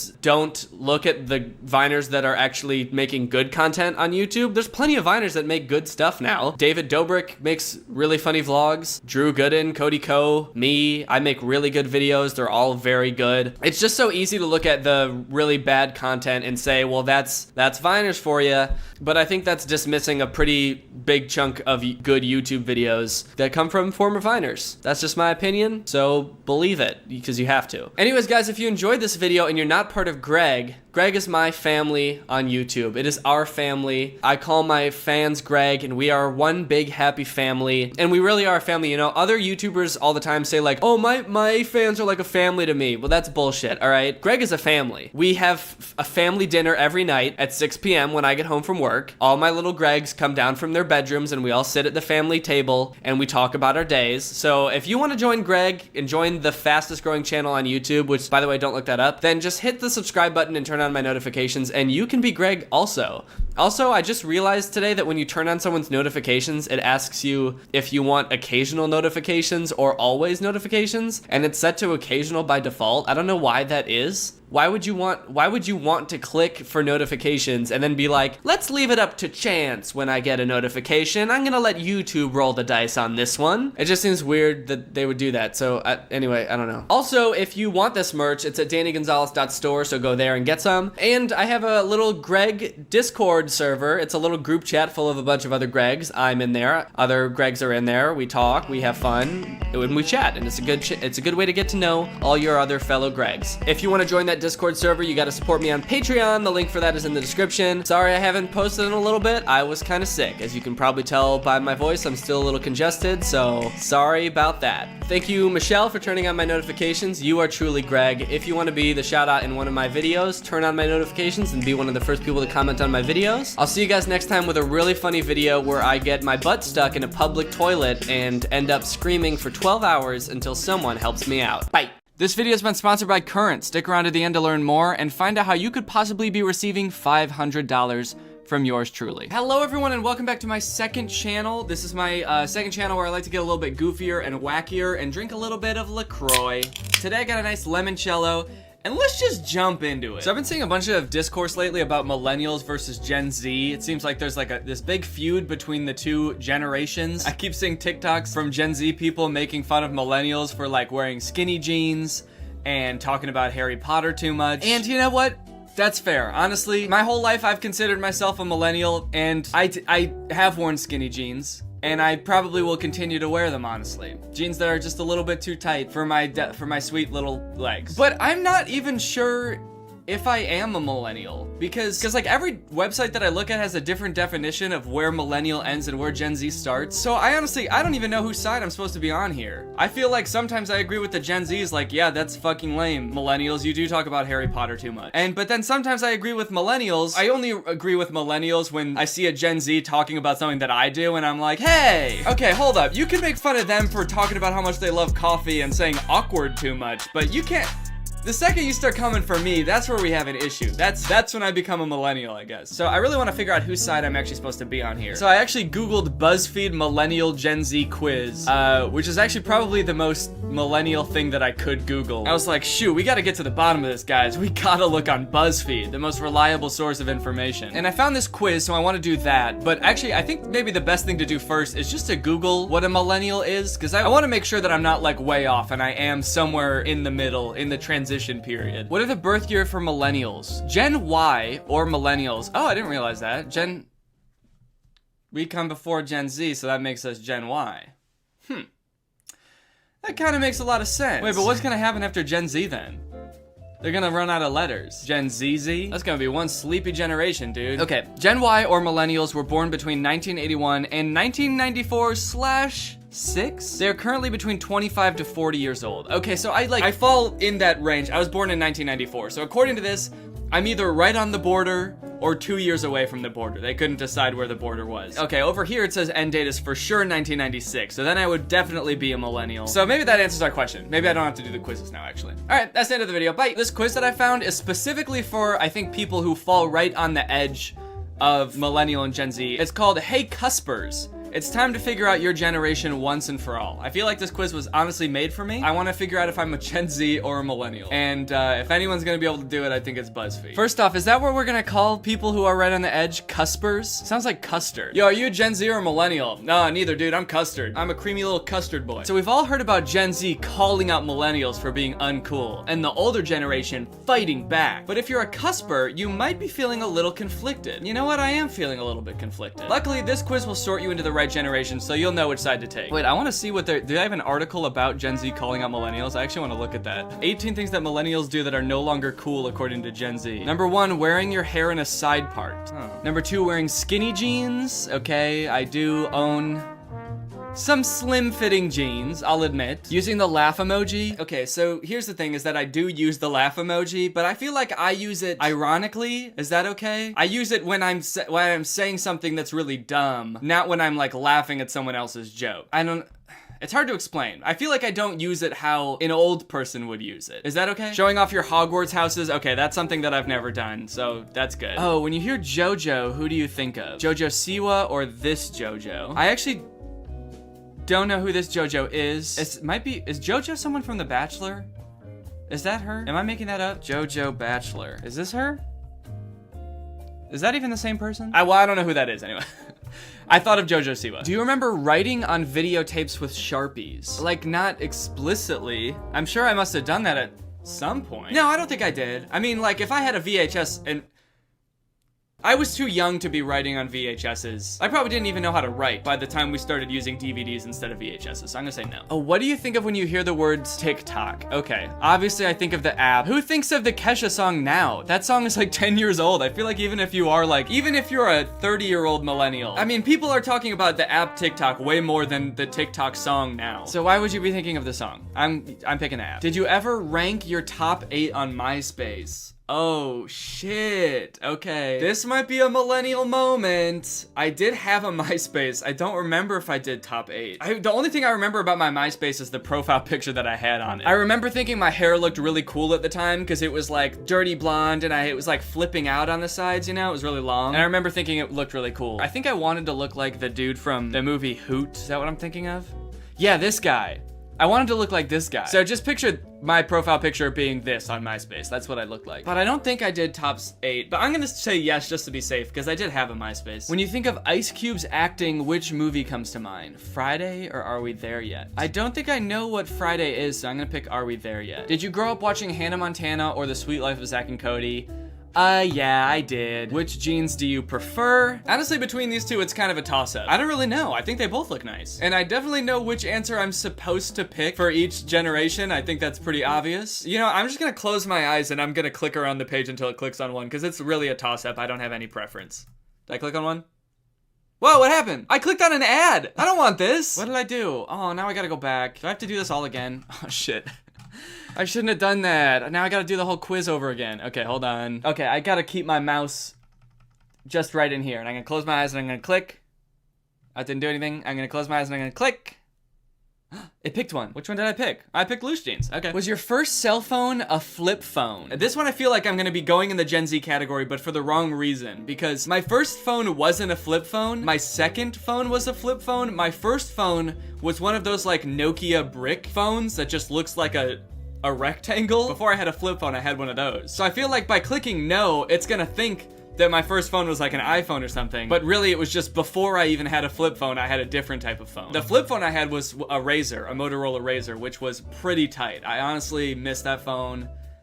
That thing was sweet. So I'll be honest and I'll just click no, but I feel like that's a ill-conceived question. When you hear the word Millie, who do you think of? When I hear the word Millie Bobby Brown or a Millie by Lil Wayne? I wish the two answers weren't right there because now I'm thinking of both of those equally. I didn't get a chance to just react to it by myself. Millie! I'm trying to just think of whatever pops into my head first. Millie!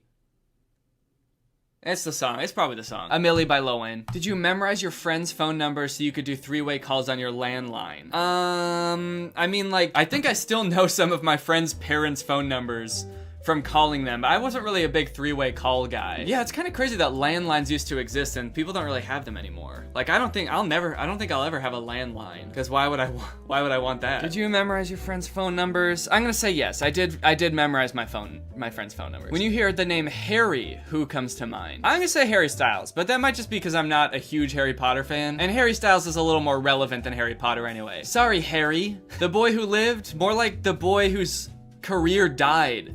You're irrelevant, bro. Did you grow up watching MTV shows like Next, Date My Mom, and Room Raiders? Date My Mom?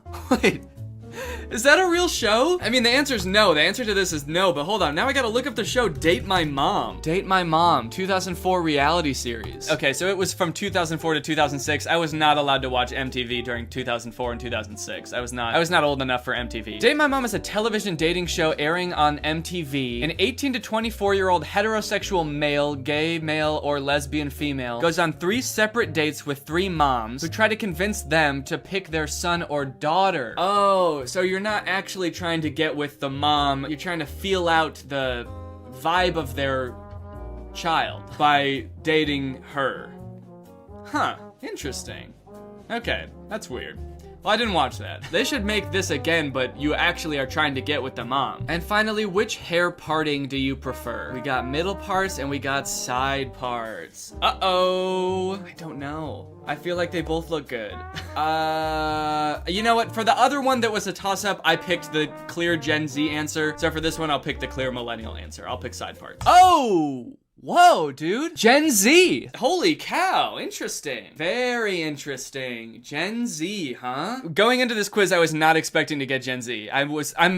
I'm almost positive I am a millennial. I fall in the millennial thing. I think I might just have immature taste in things. Immature in the most literal sense. I'm not trying to add a negative connotation to that. I just mean like, I have the taste that young people have, maybe. Which is, maybe is kind of cool right now. I feel like when I get older, that will be less cool. Like if I keep having the young generation's taste in things by the time it's like 2040, and I'm, what, 45 years old, but I'll be identifying with Gen ZZZ, and I'll be like rocking out to their space music, and my kids will be like, Grandpa, why do we call you Grandpa if you're our dad? And also, get your own music, dude. Go listen to Lil Peep and Lil Pump. I feel like cool people nowadays, or at least maybe in my generation, I don't know if this is a Gen Z thing or a millennial thing, but like, I feel like my age growing up, sort of like the hipster kids would listen to the Beatles. I wonder who that will be when like we're old. I wonder who my generation's cool hip kids will listen to. Like, will they be like listening to Lil Pump and be like, damn, they really don't make music like this anymore. All the music these days is made by robots and it just goes beep boop, beep boop. Okay, let's read the description. Gen Z, you care deeply about the environment, you view society through a morally conscious lens,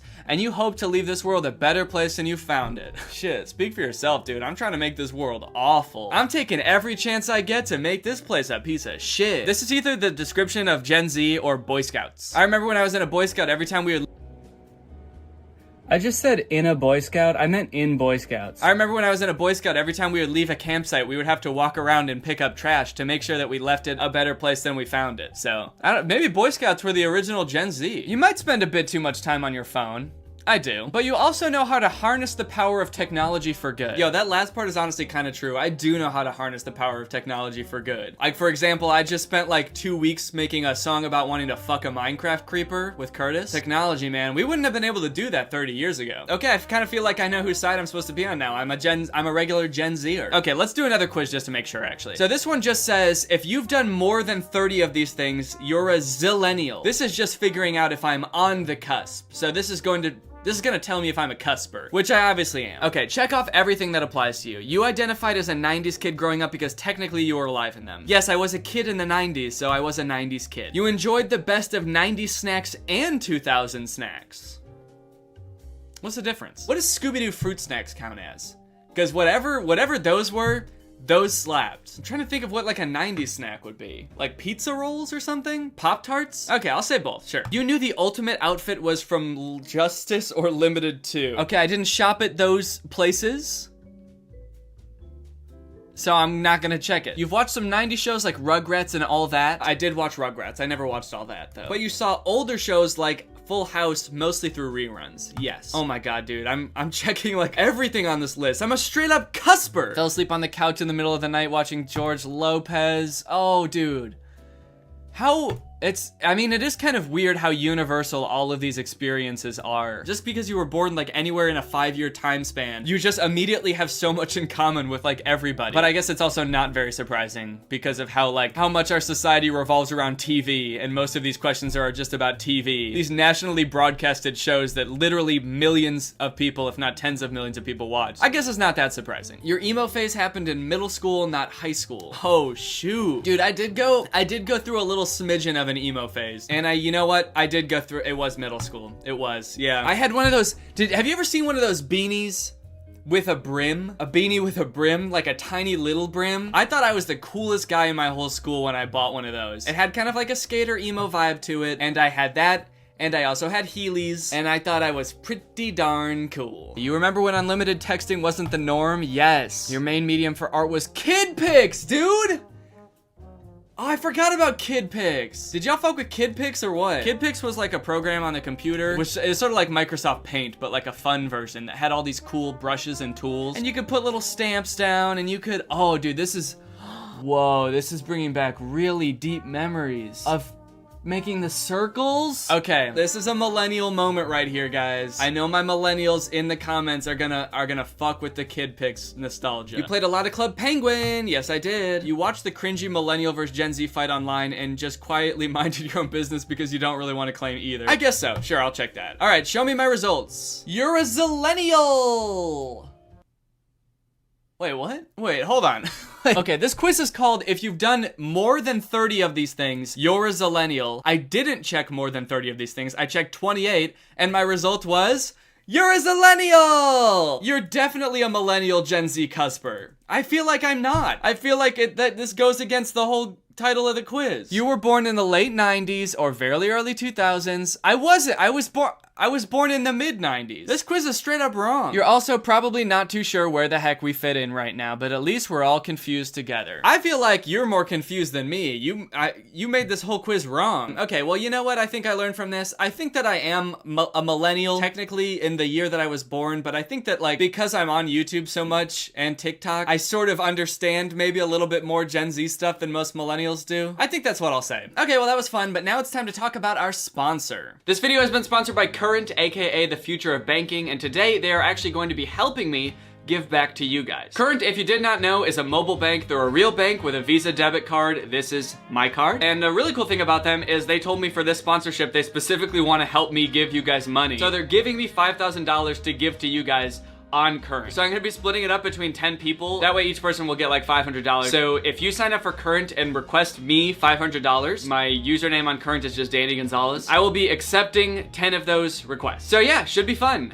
Request money from me. I will pay you money. Honestly, it's a really great service too. They've got, I mean, just as many features as like your traditional old person's bank. It works with Apple Pay, Google Pay, Cash App, Venmo, and signing up is free, and they ship you your card for free. So really no reason not to. There's a chance that you could win $500. So if you want to sign up, go to current.com/Danny, and again, if you want $500, then you can request it from me. My username on there is Danny Gonzalez. So thank you to Current for doing this, and thank you to you guys for checking out Current. Obviously, it helps me out when you guys check out my sponsors, and it's also gonna help you out because Current is an amazing service, and also, you could win money. So no reason not to.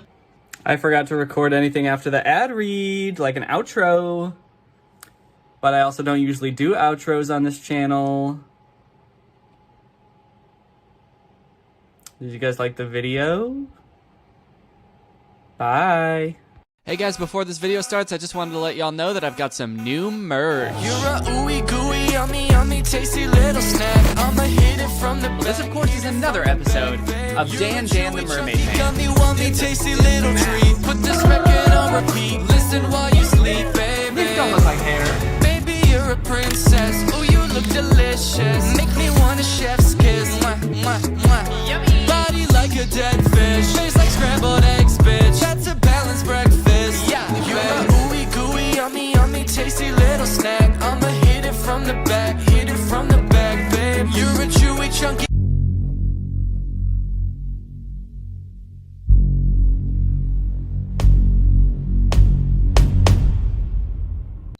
What's up, Greg? I hope you're all having a great day. Welcome back to my channel. This, of course, is another episode of Paparazzi, or should I say, Daddy-razzi. Because, like, Papa like daddy. I've recently stumbled upon a new type of content that I didn't know existed. It's YouTube paparazzi. I've seen channels like TMZ where they go up to famous people on the streets and ask them questions. They're always taking pictures from like miles away at these celebrities. And we are finally at the point where YouTubers and TikTok stars are getting much of the same treatment. There's this YouTube channel called The Hollywood Fix that does do like a lot of mainstream celebrity stuff too, but they also specialize in influencer paparazzi moments. And I don't know why, but like the concept of paparazzi has never really bothered me that much before, but maybe it's because I see myself in other like online creators more than I do mainstream celebrities. But this whole paparazzi thing's pretty weird.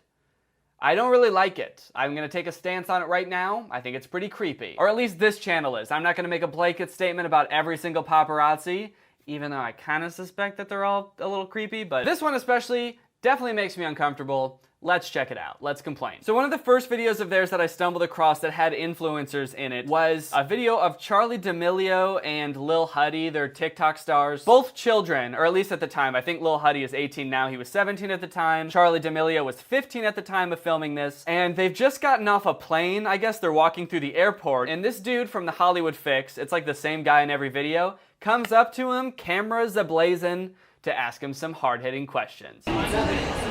Hey, what's up, Charlie? How's it going? Oh my God. Hey, you can tell right away that they're like really happy to see him. They've just gotten off like what was probably a 5-hour flight. I think they said they were coming back from Hawaii to LA, which I'm pretty sure is like 5 hours. And they're immediately greeted by The Hollywood Fix, who's here to ask them the most uncomfortable series of questions. Hey, what's up, Chase? How's it going? Is this like the hottest new couple? Ah, I see we've immediately jumped to the creepiest line of questioning possible for this grown-ass man to ask these two children. Hey, are you guys dating? You can tell me. You can trust me with your childhood love life. Does he not realize how weird this is? I feel like it's universally accepted that this would be a weird thing to do to 2 children. Like, imagine an adult doing this to anyone except Charli D'Amelio. Hey, so is this like the hottest new couple or what? What? Come on, are you guys an item or not? We want to know. Who's we? Also, we're 9. Me and all my friends, all my coworkers at my job, my adult job. Come on, we want to know. Fess up. Why do you have a camera? This is technically legal. That didn't answer my question. But it's official now. You guys are a couple. Not officially dating. It's a thing at the moment. It's yeah. I mean, well, let me ask you this. What about you, Ivani? Are you working on any new projects right now? Okay, I get it. Well, then let me ask you this as a rebuttal. Are you working on any new projects? Let me ask you if you're working on any new projects. How was the flight? Flight was long. As long, I bet, I know. I bet, I know. Actually, I don't know if you could tell, I was on the same flight as you guys. I was actually right behind you the whole time. I was the guy with the camera. Yeah, that was me. Yeah, we know. This video is a little bit of a nightmare scenario because this dude from the Hollywood Fix is following them around the airport while they're trying to find where their baggage ended up, like which baggage claim carousel their bags are at. So they're walking around, and I think the dude from the Hollywood Fix looked up their flight to find out which baggage claim they're at. So he keeps telling them, hey, I think you guys are at baggage claim 3. You guys are, I think it's number 3, like over there actually. But they're like trying to ignore him and move past him and also find their bags so they're not listening to him. But I think he is right, and their bags really are at baggage claim 3. So this video is like 7 minutes of them walking around trying to find their luggage, but like not listening to him. Cause like also too, James Charles said that he wanted to collab with you. Can she even hear him at this point? He's like in the back of the group and not talking very loud. I think James Charles said he wanted to collab with you. Anything to say to that? You can't hear me? That's okay. I really just wanted to film you walking around anyway. I don't give a shit what you had to say. I think you guys might be at the number 3. It might be the opposite way. We can find it, man. Oh my god, this is a disaster. Look, guys, I think you just ought to listen to him. I think he knows where your bags are. I think he knows way too much about you, but you could at least use it to your advantage just this once. It seems like everybody's talking about the Hype House now instead of like Team 10. I didn't know Team 10, so I wouldn't really know. Oh wow, you never even heard of them?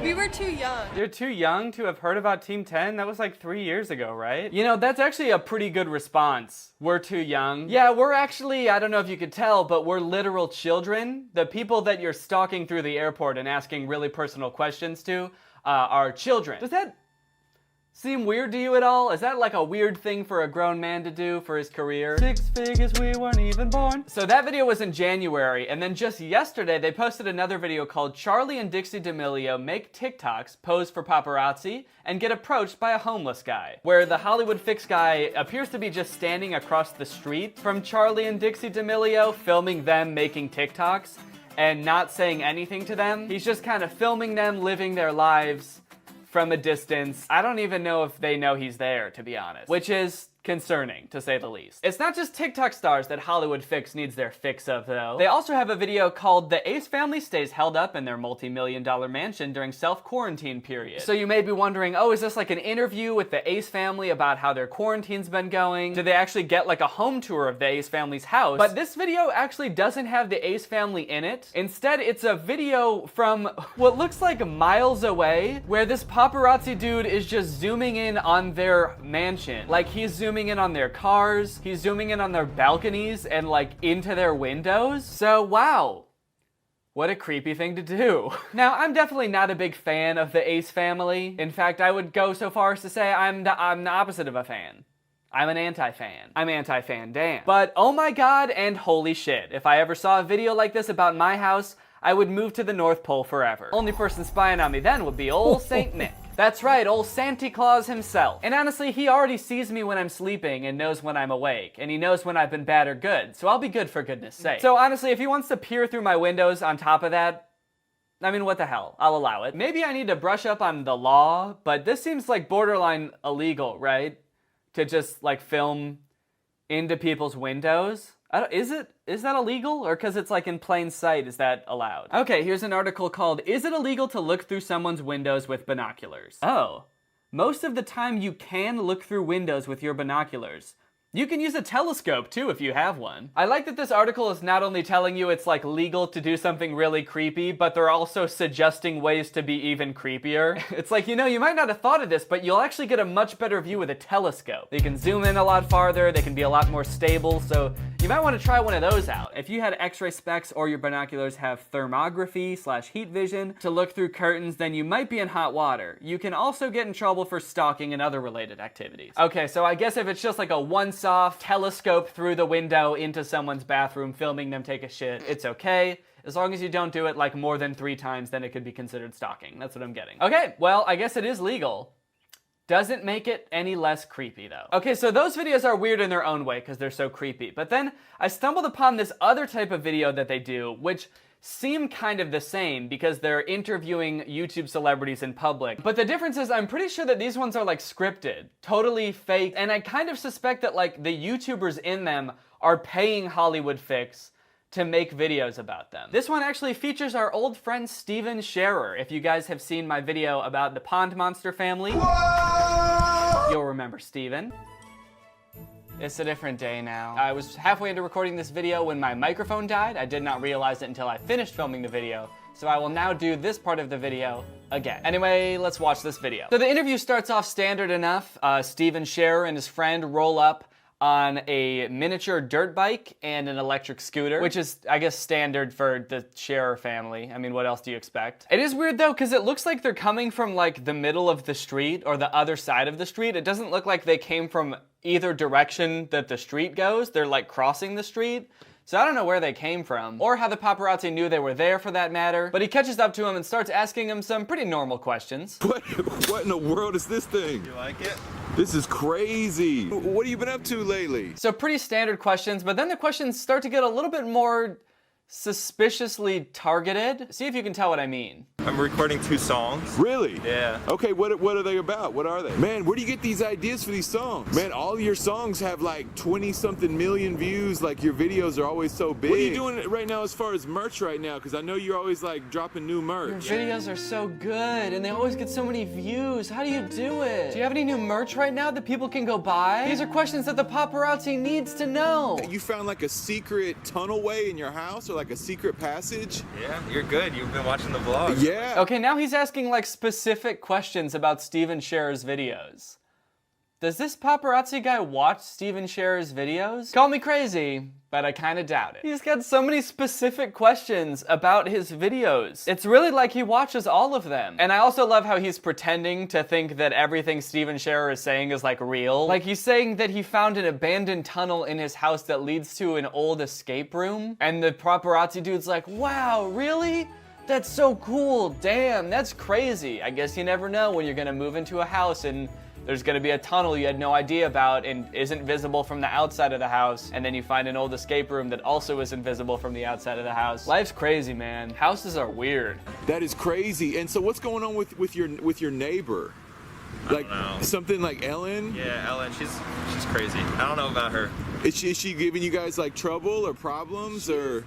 She's a little nosy little neighbor, so. She's, yeah, I guess you could say she's kind of a little nosy little neighbor. I guess that's how I would describe her, little nosy little neighbor. How does he know so many details about Steven Scherer's videos? It's insane. So you found a secret tunnel in your house? Yeah. And you went all the way through and found treasure? Yeah. And you spent it all on bubblegum? Yeah. But then you got grounded? Yeah. Awesome. Yep, and that was pretty much the whole video. Actually, and then your mom got in an accident, right? Huh? Your mom, she's in the hospital? She's in pretty serious condition, right? Yeah, but we didn't put that in any videos. That's actually pretty private. How did you find out about that? I heard police suspect foul play. Like this was planned, maybe? Wait, who told you that? They haven't told me anything about that. Yeah, actually, if you take a look at this footage, it looks like the person driving deliberately hit her. Do you think that's true? Come on, yes, got her. Wait, is that you? Stupid ass. Are you driving? You monster, you're sick. I've always got to be the first one on the scene. You're a sick man. I've always got to get the scoop. You're sick in the head. I've always got to get my Hollywood fix.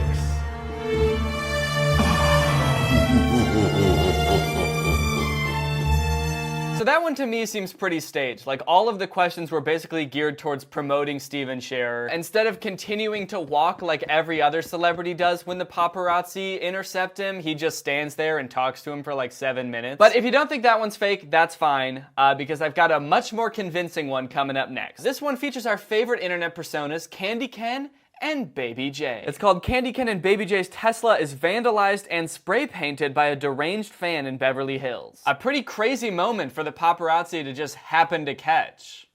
Let's see what happens. So the paparazzi dude goes up to Candy Ken and Baby J. He starts trying to ask him questions, but the security guard's like, not today, not today. Not today, guys, not today. Not today. He's really helping. Then this dude who's like a fan, I guess, comes up. His name is Dakota, and he says that he knows Candy Ken and Baby J, but they deny knowing him, so he gets all mad. How you been? Yo! What do you mean, yo? What do you mean, yo? After everything we've been through? Yo? What does that even mean? I don't know what that means. So they're arguing with each other because Candy Ken says that they don't know him, but he says that they do. So eventually Candy Ken and Baby J start to walk away. But then Dakota's like, no. I'll walk away. Easy. You know, no. You can. I'll leave. I don't need this. Okay. Man, this is crazy. Which I can't tell if it's like a really weirdly polite thing to do in an argument or like a power move. He's like, whoa, hold up. I'm not about to let you guys walk away all scared like you're in the right. I'm gonna walk away because I'm scared. Off I go. But then he starts spray painting their Tesla and the security guard runs over and tries to stop him by yelling, stop! Stop! Oh my God! Are you kidding me? Oh my God! Stop! 10 out of 10 security guard, really knows how to do his job. Definitely not an actor. And then at the end of the video, Candy Ken, Baby J, and the security guard get in their car and drive away. But for some reason, Baby J and the security guard both get in the back seat. So there's no one in the front seat. So Candy Ken is just kind of like chauffeuring them around. I mean, I guess Baby J is technically a baby, so she can't sit in the front seat. But you would think the security guard would be able to. I think the thing that surprises me the most about all of these paparazzi videos is that like they never really seem that surprised that the paparazzi comes up to them and starts asking them questions. Like they don't question how they knew they were there. I feel like if I was in this situation, I would be so uncomfortable, so like taken off guard and just looking for like any way to get out of the situation. Which is why these seem like totally made up to me. There's a video that exemplifies, I think, how I would react pretty accurately, where the Hollywood Fix goes up to Lil Dicky as he's leaving a restaurant, and he seems so uncomfortable. Looks like you got a Garibaldi going, but the CDC just put out an alert on facial hair that you shouldn't have in case you get coronavirus. They're like asking him questions and he's just like, how did you guys find me? How did you know I was here? Were you just walking down the street and you happened to see me, or did you actually know that I was here? The entire time he's like looking around for his Uber, like getting on the phone with them, trying to figure out where they are so they can pick him up and get him out of this nightmare. Where are you? Well, gang, I think that's enough Daddy Rotzi for today, which means now it's time to talk about our sponsor, ExpressVPN. I came to the realization the other day that I'm always using the internet. I am never not on the internet. I'm always on it, usually Twitter. And while I'm on the internet, I don't like the idea of people snooping on my data. Whether it be advertisers trying to see what websites you're going to so they can target you with ads, or your internet service provider snooping on your precious data. I prefer to keep my data squeaky clean, which is why I use ExpressVPN. ExpressVPN has server locations in a bunch of different countries, so you can actually set your location to different countries and unblock content that would otherwise be unavailable in your region. It's pretty epic, honestly, and I don't say that a lot. I use ExpressVPN all the time. I have it on my computer, I have it on my phone, just in case I'm doing work out and about. It's just really great to have that extra peace of mind. And if you're wondering why pick ExpressVPN as opposed to all the other VPNs that you see advertised, well, ExpressVPN is hands down the best VPN out there. They've got the fastest speeds, they've got 24/7 customer support, but on top of all those things, they've been rated the #1 VPN by a bunch of different outlets. TechRadar, CNET, The Verge, which in my book is pretty impressive. If you want to keep your data safe, stay anonymous on the internet, and keep all of your precious information protected, then find out how you can get 3 months for free by visiting expressvpn.com/Danny Gonzalez. That's expressvpn.com/Danny Gonzalez. Thank you to ExpressVPN for sponsoring this video, and thank you to you guys for checking out ExpressVPN. When you guys check out my sponsors, it helps me secure more sponsors in the future, so thank you for checking out ExpressVPN. All right, well, I hope you guys enjoyed this video. If you're new here, make sure you subscribe and turn on my notifications to join Greg. We're the fastest growing army on the internet. Please don't look that up. Also, sorry about the mess in the background. I came into this room a couple days ago, and everything was just ripped off the walls. I don't know how that happened. Pretty suspicious if you ask me. Anyways, bye. This video is over now. Go find something else to watch, or just watch this video. I know we had a lot of fun, but you can't stay on this end screen forever. This video is over now. So why are you still watching this? Alright guys, I come to you today with something pretty honestly shocking and disturbing, quite frankly. Game shows have gotten really, really bad. I don't know when this happened, but I've just seen a pretty disturbing clip from a game show, and I would like to share it with you all. So this is from a show called The Floor, and if you're not familiar with it, you'll catch on real fast as to what this game show is. Plane. Skateboard. Motorcycle. Yeah, that's the whole game show. They just name things. The whole premise of the show is they just put up pictures and they name things. This is kind of what I do with my 16-month-old son. I hold up a little horse and I say, now what's this? And he says, well, actually, he doesn't say horse. He says "nuh" because he knows that it says "nay." But I give him the point. Maybe he should be disqualified for that. I think in this clip, they get answers wrong, which is the crazy thing. Like, this seems like a game show that could just go on indefinitely as long as they keep showing things as clearly recognizable as a helicopter. So how could someone possibly get a question wrong, you're probably thinking? Camel. Pass. Who are all these people watching too? What's going on here? Why is everybody lined up in this way? Everybody's lined up and people were shocked that he passed on Tuk Tuk. You know what? Tuk Tuk is a little bit tricky. I don't know if I necessarily would have known the right word for this one. Why is he making that face though? He's like, I guess I'm not familiar with what happens as a punishment for getting one wrong. Maybe that guy's about to get shot in the back of the head. He's like, oh no. He really should have trained harder. Tuk Tuk is pretty basic level stuff and now he's gonna get killed in front of everybody. So that's fair. The next one that they mess up on though is insane. Donkey. Donkey? Camelback. Camel? There's no shot you don't know what a horse is. Are you serious? Also, camel was already one of the answers. Yeah, see, we already had a camel. Does that look like a hump to you? I don't see a hump. It's crazy that my toddler would actually be better at this game than this woman. At the very least, he would say "nuh." And I think that is worth at least a half a point. Burrow. Mountain climber. Pass. Okay, so it's like the easiest premise for a show ever. You just name things. And then they're also like, you're allowed unlimited wrong guesses? How many times is she going to guess something that's not a horse until they tell her that she's wrong? It's a very simple show. Just name the thing, take your time. There are no negative consequences for getting it wrong. Makes you wonder why that guy passed on Tuk Tuk so fast. It's like, dude, take your time. You could just name every letter combination that could be a word and, you know, we'll wait. You got this, man. It's a very supportive game show. Ferry. Jetpack. Raft. Holy shit, this is boring, dude. The first time I saw this, I was like, there's no way that this could be the entire game show, right? Like, this must be one mini game, some special thing, and then they go back to the rest of the game, right? Right? Last duel of the night. Chris, can you sweep the floor in your first ever duel? You know, that sounds like a really impressive feat. Hey, Chris, can you sweep the floor with your opponent in this game? But given the actual game, I would say you should be able to sweep the floor. From the title, this one's just fruits. The category is fruits. So you should be able to name all the fruits. I think I can name all the fruits. If you showed me any fruit, I got it pretty much. Banana. Ooh, it's a musical round. You see Chris is using an advanced tactic here. He's sort of trying to get into the mind of his opponent. He's making it seem like, oh, this is gonna be a walk in the park. This is gonna be so easy to me, I don't even have to think about it. In fact, I can just sing every answer. Banana. Meanwhile, Gabriel's over here like, fuck, what the hell is that thing? I never seen one of those in my life. Is that the sun? Apple. Okay, never mind. He's not singing everyone. He actually got pretty serious after that. He was like, come on, Chris, lock in. This is serious. Or maybe that's just how he thinks banana is pronounced. Raspberries. How can this show possibly have any viewers? We just watched like 30 seconds of nothing. Like, it's not even entertaining. Cantaloupe. Pass. Persimmon. Okay, that was actually kind of impressive. He didn't know what a honeydew is. That is a honeydew, right? This show's got me second guessing everything I thought I knew. Yeah. Okay, that's a honeydew. Huge honeydew hater right here, by the way. That's why I wasn't really sure, because I don't like honeydew, and I don't like cantaloupe, so I don't really know which one's which. They both suck ass, as far as I'm concerned. Honey don't, actually. Honey don't ever feed me one of those, or you're not my honey anymore. But persimmon was pretty impressive. I thought that was some kind of weird tomato. I would have said old tomato. Red currant.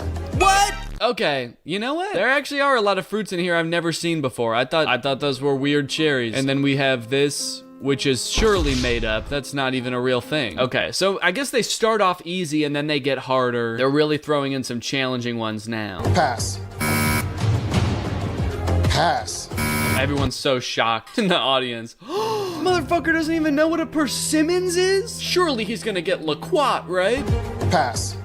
No! All right, I'm kind of doing a full 360 here. There's some hard fruits. I'll admit it. They lull you into a false sense of security by starting with banana, orange, apple. Some of these can't even possibly be real fruits, right? I mean, that thing, that's not real. That's a balloon. I'll give them that it is harder than you would think. Horse, still super easy. And I will stand by the fact that the show is just so boring. Even if you do know all of the fruits, it's really not that interesting to watch you just name them. There's gotta be something else. So now this is not the only strange game show that has come out lately. In fact, it seems like there's an epidemic of them. So I had Robert try to find me some other game shows to talk about. This one is called Beat Shazam. I think it might be the same thing as the fruit show, but with music.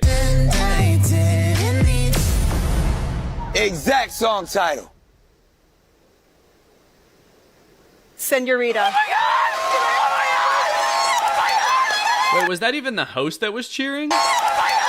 No one's ever gotten a song right on this show before. She's like, yes, finally, we don't have to kill these two. I should stop joking about them getting murdered. It would just, it would be kind of funny if they got assassinated for getting Senorita wrong. For $1 million, is it Senorita? Again, I'm just baffled that this won them $1 million by recognizing one of the most popular pop songs of the last 10 years. That gets you $1 million. For $1 million, do you know One Dance by Drake? Yeah, I know it. Okay, cool. You did it.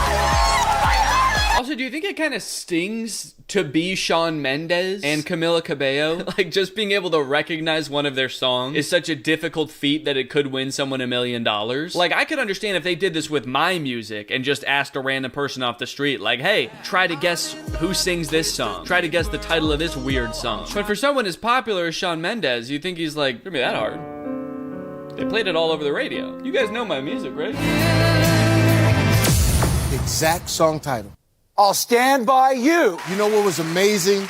Looking in your eyes, John, and watching you dig that out. They're trying to make you think that that was interesting to watch because nothing really happened. It was just like a guy thought and then said something. And Jamie Foxx is like, that was so crazy. It's like we could actually see what was going on in your mind. There was a whole thing going on. We so well saw it. It's so incredible to look in your eyes as the name of this song immediately popped into your memory. No thought was required. And then you said it with your lips. That was crazy. Your lips moved and everything. All right, now we've got another game show called Fast Friends. You're all here because you're super Friends fans. Wow, so it's like they finally made a show that people who like Friends would enjoy. That's awesome. I don't think there's actually a single TV show out there that enjoyers of Friends would like to watch. Hosted by Whitney Cummings, who has no association with Friends. She wasn't in the cast. Maybe she's, in her private life a big fan of Friends. The hosts of these shows seems like very random too. I think it must just be really easy and cheap to develop game shows, and so you can just throw them together in like a weekend and you just pay a celebrity host and Bob's your uncle, you're off to the races. Because it seems like they're just cranking them out like crazy. Half of them take place in this like weird liminal space, this dark warehouse with neon lights that they probably use for all of them. Ross joins Rachel in doing laundry, but is made to feel The one at the laundromat? I'm sorry, that is incorrect. Why do all the contestants seemingly know nothing about Friends? They like brought on people who actually know nothing about Friends to compete on the show. He hits the buzzer and he's like, I don't know. What the fuck is Friends? Is that a show? Is that a movie? So The one with the German laundry detergent? we're gonna let you have this one. They just got so tired of the wrong answers that they were like, yeah, sure, man. Sure, that was it. You know, I guess it makes sense that they're getting them wrong. I feel like there's only so much Friends trivia, and I feel like everybody knows a lot of Friends trivia, at least like any like casual watcher of Friends, that you have to get like really niche questions, like asking the exact wording of titles of obscure episodes. But then you invite people on and they're not gonna know that because nobody knows that. Okay, next show. Are you smarter than a celebrity? And this trailer is from 4 months ago, so this must be a pretty new show. Hello, everybody. I'm Travis Kelce, and welcome to Are You? Okay, we got a bunch of celebrities in here, you guys. Travis Kelce, pretty big celebrity right now, actually. Then you got, let's see, do I know who any of these people are? Then you got, you know what? I don't know a lot of celebrities anyway. I don't know why I was gonna pretend to be like, look, they don't even have any big celebrities. These could all be like really famous people. Oh, I know Lily Singh from the show. Her show. You're an offensive player. Is Yes, that correct? that's me, yeah. And I'm an offensive comedian. Say something offensive right now. Do it. Say something crazy offensive that would get you canceled. Do it right now. I always find that I'm underwhelmed by the caliber of celebrities that they get on shows like this. That like anytime there's like something celebrity edition, it's always like, sure, they're they're people who work in the entertainment industry, but get like a real like famous person in there, you know? Get Justin Bieber in there. Get the Pope. Get Joe Biden in there. I want to know if I'm really smarter than Joe Biden. I want to know if I can, quite frankly, name fruit better than the Dalai Lama. Let's see what Lily puts. Do we have to? Yes. Okay, so like... Haiku, Ireland. So like... Not only did Lily Singh guess haiku as being the name of an Irish town, is that correct? What type of 5-line poem shares a rhyme scheme with a town in Ireland? Okay, so it's a type of poem and a place in Ireland. Probably like Limerick or some shit. All right, now I gotta look it up. Limerick, Ireland, let's go. I knew it. You're telling me I'm smarter than Lily Singh? But it's just crazy that the host doesn't even know what a haiku is. Don't ask Travis. He pronounced it haiku.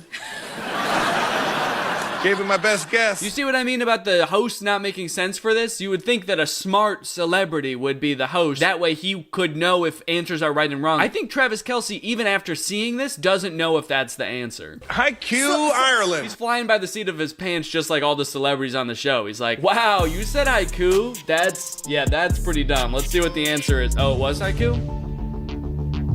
Oh. Shit. Now, it's worth mentioning that, of course, game shows have always been weird, as we will see here in Hurl, Episode 1, Balls of Hurl, which premiered July 15th, 2008. Good evening and welcome to Hurl. Tonight, 5 competitors will test themselves with an eating contest followed immediately by extreme activities designed to shake them up. Whoever eats the most and hurls the least wins. And you can win a lot. $1,000 in prize money. Hold on. That's not a lot. $1,000? I think that might be the lowest cash prize on any game show I've ever seen, actually. And if you win, we're gonna pay for your gas money to get home. If you drove here, we're not gonna pay for that gas money, but on your way home, we will cover that. So the chance at $1,000 for you to eat and puke while doing physical activities. This sounds like the most disgusting game show I've ever seen. So I think I'm actually not gonna watch it at all. But it was nice to know that premise exists. Then, of course, you had The Chamber, which premiered in January of 2002. Don't miss the show where knowing the answers is only half the battle. Man, game shows have become so neutered. Look at, they're answering questions while getting sprayed, lit on fire, I think, maced maybe. Probably gonna have like hamsters come and eat their toes. And they had to answer questions, hard questions. Reese Witherspoon brings her chihuahua to what Ivy League law school? See, there you have to know real trivia. It's not just naming what a boat is. You don't just have to know what a jet ski is. You gotta know real things about the world while being literally tortured. I'm really worried about what they're getting sprayed in their face. But the crazy thing is, like, there's no answer that would be good. Even the best answer is still like really fucked up. Look at her. Well, I guess it's good to know that game shows have always been insane. And if anything, they've gotten more tame. So for that, I can appreciate the floor, you know? Thanks for at least not putting these people through physical trauma. All right, well, thanks for watching, guys. I'll see you next time. Bye-bye.